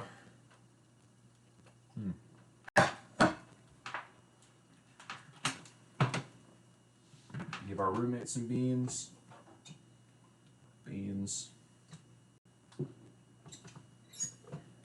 Beans. Spread them out a little bit. Bean and egg burrito. Kaboom. Those look about done. Hot off the stove. Your bean, cheese, and egg burrito is coming right on up. Okay.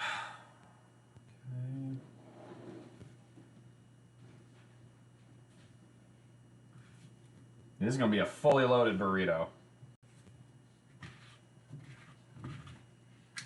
Sure you don't mind that. Take the rest of what's in there. There we go.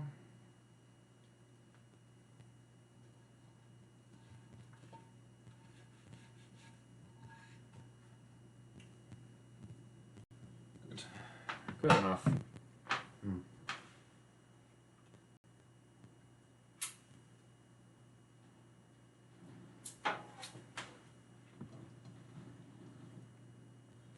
Oh yeah, that's gonna be a full boy.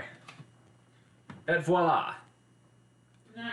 Bean, egg, and cheese burrito. Here, good, Ash.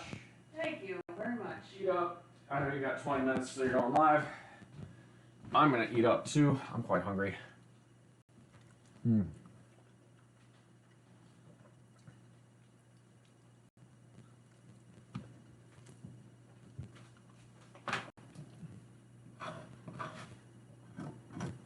Yeah. There's a little bit stuck to the bottom here. Nothing, just letting it soak for a little while. That'll fix that.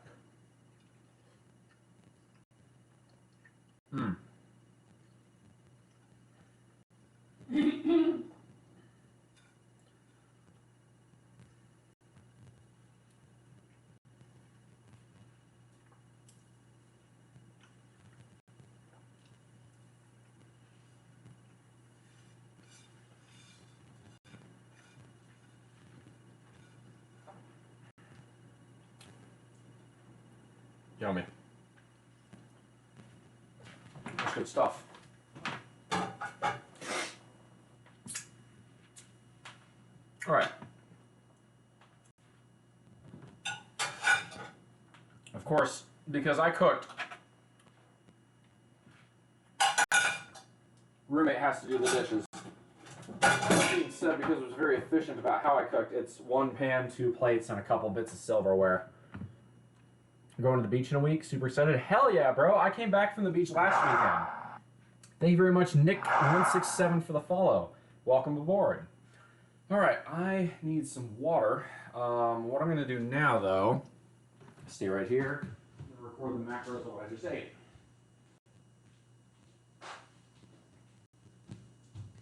There are apps for this, but I prefer plain old pencil and paper because I can take this into my workplace. Can't take my phone into my workplace. So let's see here.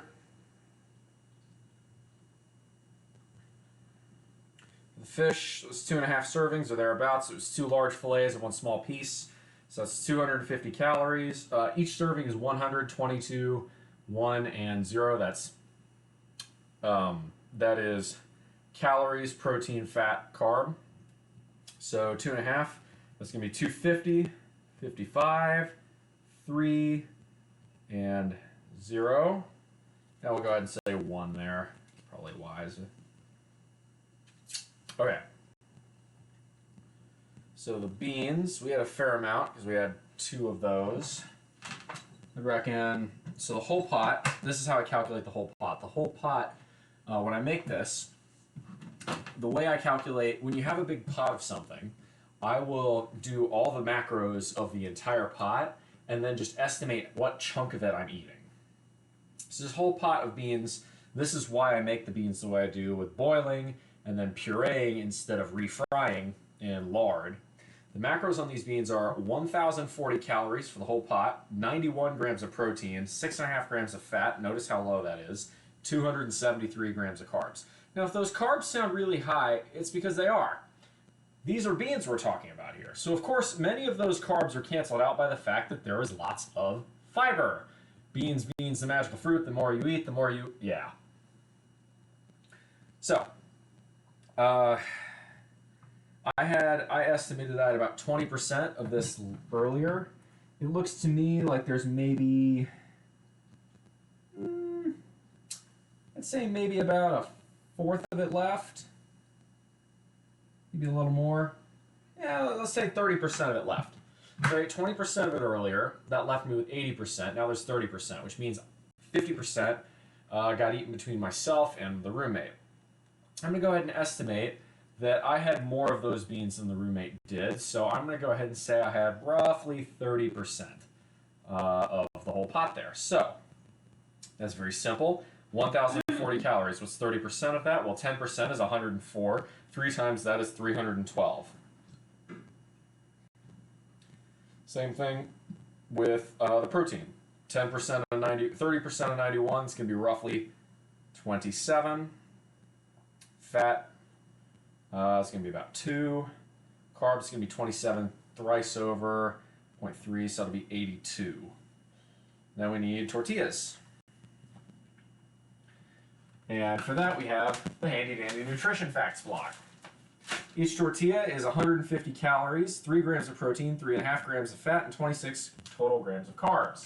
Now, this is a neat little trick you can do. I wrote down, I had one of these earlier, so I already wrote down that I had 1 tortilla, so I'm just going to put multiplied by 3, where I already wrote the tortilla from earlier. So that's 150, 3, 3.5, and 26. I had 2 of them now, and I had 1 of them earlier. So total, the calories, the macros from that is 450 calories, 9 grams of protein, 10.5 grams of fat, and 78 grams of protein, or carbs. So, now we've got all the macros recorded. Let's head back over here. Good stuff, good show. Plug in. If it'll go, is it? There we go, very nice. So now we calculate, that's all I'm going to eat today. So we'll see how we did. This requires a little bit of math. Dun, dun, dun. All right, so total, what did we have today? Well, we had, as you guys just saw, 2 big burritos. We had that protein shake, the egg whites. Earlier, I had another burrito of similar construction. The only difference was this one didn't have cheese, and I forgot to add cheese. Now, I know this off the top of my head because I've done it enough times. I believe it's 110 calories per serving. I'd say I had about 2 there, so that's 220. Ooh. That's got bite to it. 6 grams of protein per, so that's 12. What do you mean bite? I didn't add anything spicy. You're just making shit up at this point. I'm really not. Okay. I mean, I threw tahini in there. That was tahini and adobo. The adobo doesn't have heat to it. Did you put any peppers in the beets? Literally one for the entire pot. That might be what I'm tasting then.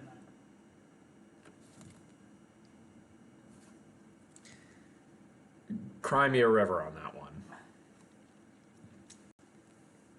Yeah, and you and I have very different heat tolerances. Yeah, yours is really soft, frankly. Look, I could have thrown more in there. I chose not to, but it had to have something. I mean, with the amount of cheese and eggs and all the other fat in there, it shouldn't be that bad.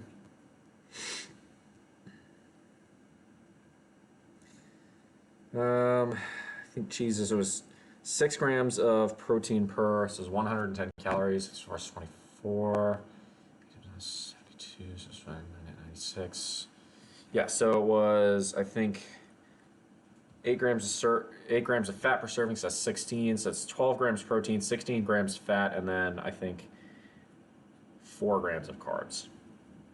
So, let's add all that up. Real simple.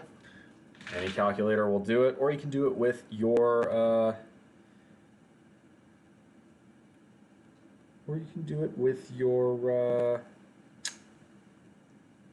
mind. I'm pretty tired at this point, so I'm going to use the calculator. We had 1 slice of bread earlier with a little bit of honey on it. It was a sweet bread. It was really tasty. That was 150 calories. First serving of fish, we had 200. Second serving, 250. Cheese was 220. Tortillas was 450. Egg whites and protein was 440. Then beans was 520. So that's 2,230 calories. Protein, let's calculate this. 2.5 for the bread, 44 for the first fish, 55 for the second fish, 12 for the cheese, 18 for the first beans, 27 for the second beans, 9 for the tortillas, and 80 for the protein. That's excellent. 247.5. That's really good. We'll calculate fat. 5 for the bread, 5 for the fish total, 16 from the cheese, 3 from the beans, 10.5 from the tortillas, 7.5 from the protein shake. So 47. So that's quite low. Now we can just switch this around. Hey, Christian Sandoval, good to see you. Multiply fat by 9 because there are 9 calories for every gram of fat. So that's 423 fat calories today. Plus 247.5 multiplied by 4, so it's 247.5. That's 494. No, 495 multiplied by 2 is 990 from protein. So it's 1413 from fat and protein. So 2230 minus 1413. 817 divided by 4. 200 and, well, we'll round up, 205 grams of carbs. So that's really good. That's basically right about where we'd want to be on calories, and actually above where we'd want to be with protein. So we did very good today, provided I don't go and pig out after the stream. I'm gonna do my best not to do that. The worst hour for me is 9 o'clock at night. Oh, that's where I get hungry. So I'll just drink water. But then, of course, when I do that, I'm up to pee all the damn time. Hey, thanks for the sub again, Big Game Mikey. Welcome back. I guess you couldn't get enough of me. Or rather, you're just hyped up because I'm going to raid Dodger in 10 minutes. Well, we had a good day. We had a real good day.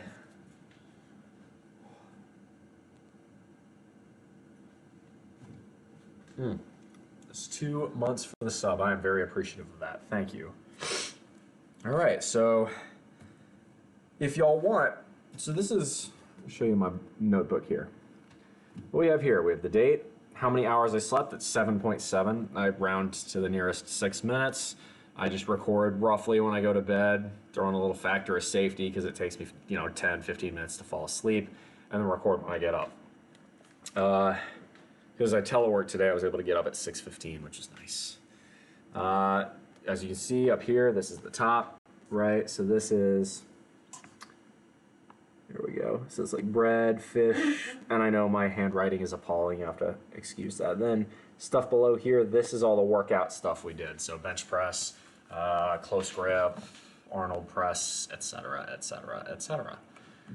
All right, so that's a lot of information. And I believe we can switch back to health and fitness now. So we're going to do that because we're largely done the food and drink. There we go. I mean, I was just cooking and eating, so why isn't that fitness and health or whatnot? Perfect.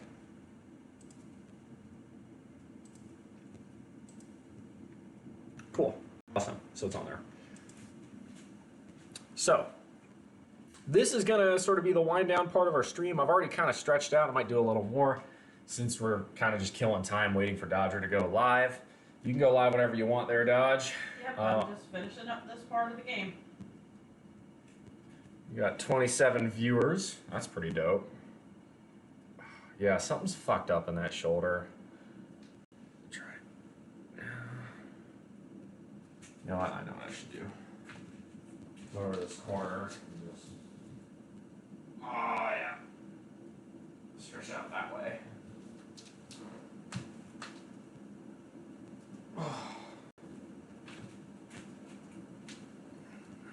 Both? I can't blame you.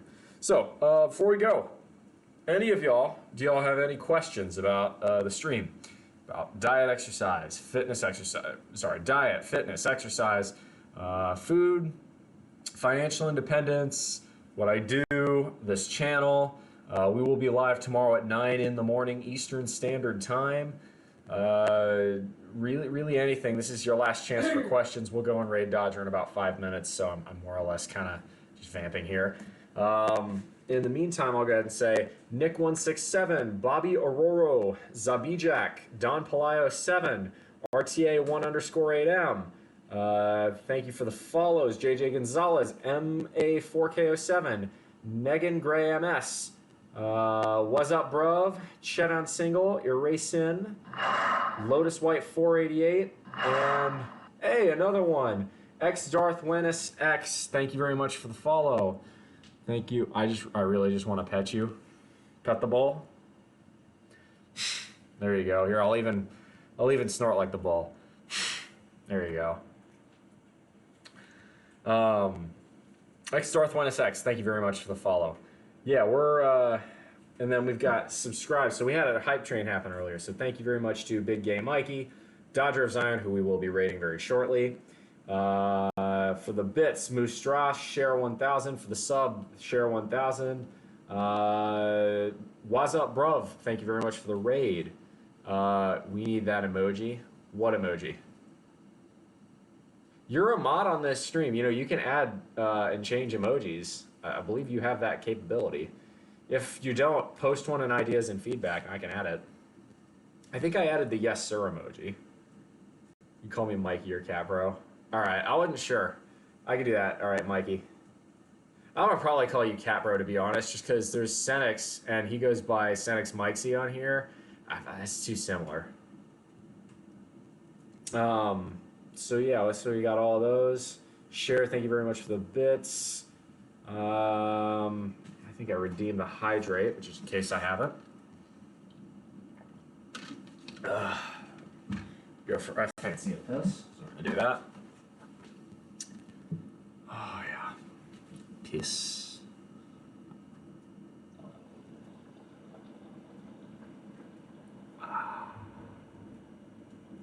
A snorting bowl emoji. That's a great idea. Dude, if you can find one, I'm 100% on board for that. If you can find one that'll work for Twitch's format, count me the hell in. I will absolutely put that on. That's a great idea. Oh, that feels good.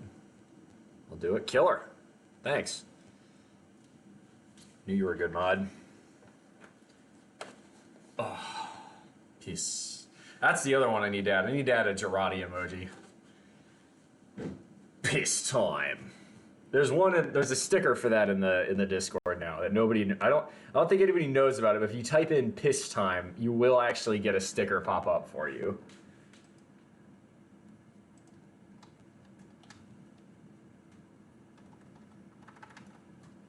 Or is it? Piss time. I think it might be Girardi or something.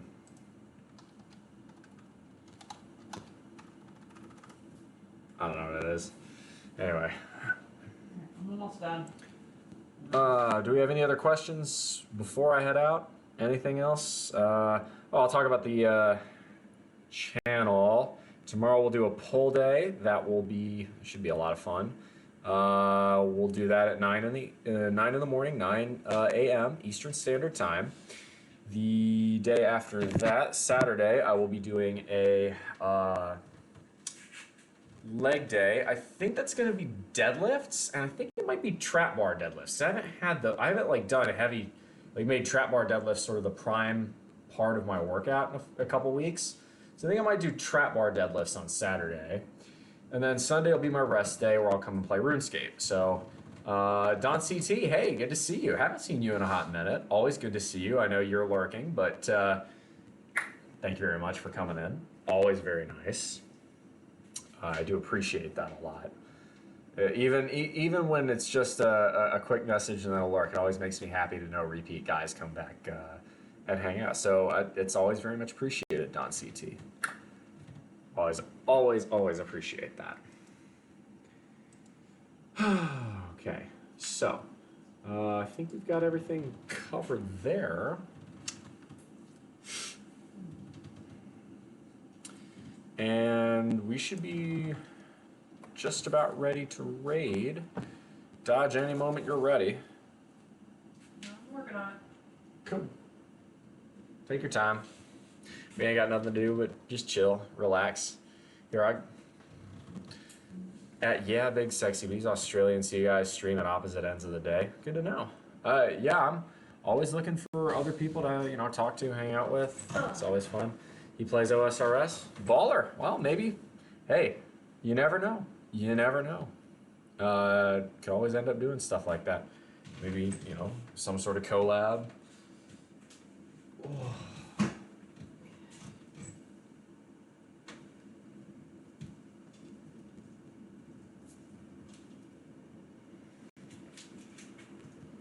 Cool.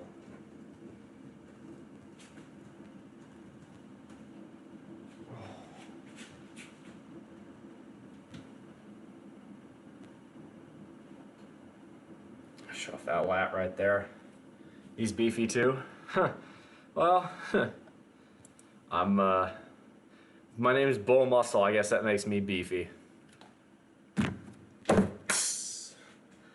Yuck, yuck, yuck, yuck, yuck. I'm terrible. I need to change these. These are all still say beer bat as like the little shorthand bit instead of bull muscle or something. That's something I need to do. I'll probably do that after stream tonight. I can do that. Put that in ideas and feedback real quick. And I'll put it in general.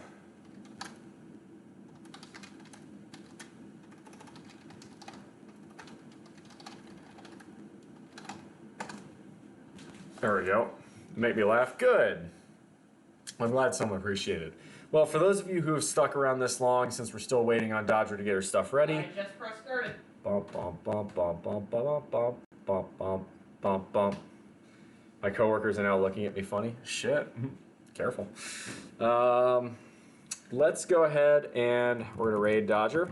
So she's gonna go online just as I go offline. She's gonna be reading some tarot tonight. I'll probably show up in the background hanging out. Yeah, so raid Dodger is on. Bum, ba-dum, bum, ba-dum, ba-dum, ba-dum, bum. She's awesome, y'all. This is my roommate. She does tarot streaming. She's also on a fitness journey of her own. She's lost, I believe, like 30 pounds since the year began. As always, thank you all very much for showing up. That big, long list of followers. Much appreciated. The hype train, that was fantastic. And as always, y'all, make good decisions. Those good decisions form habits. Those habits form values. Those values form an ethos. That ethos can be the cornerstone to building a skyscraper of success in your life. Much love, y'all. Come in for the hug. And rating in 3, 2, 1. Let me know when the raid goes through. Yep, they're there. Fantastic.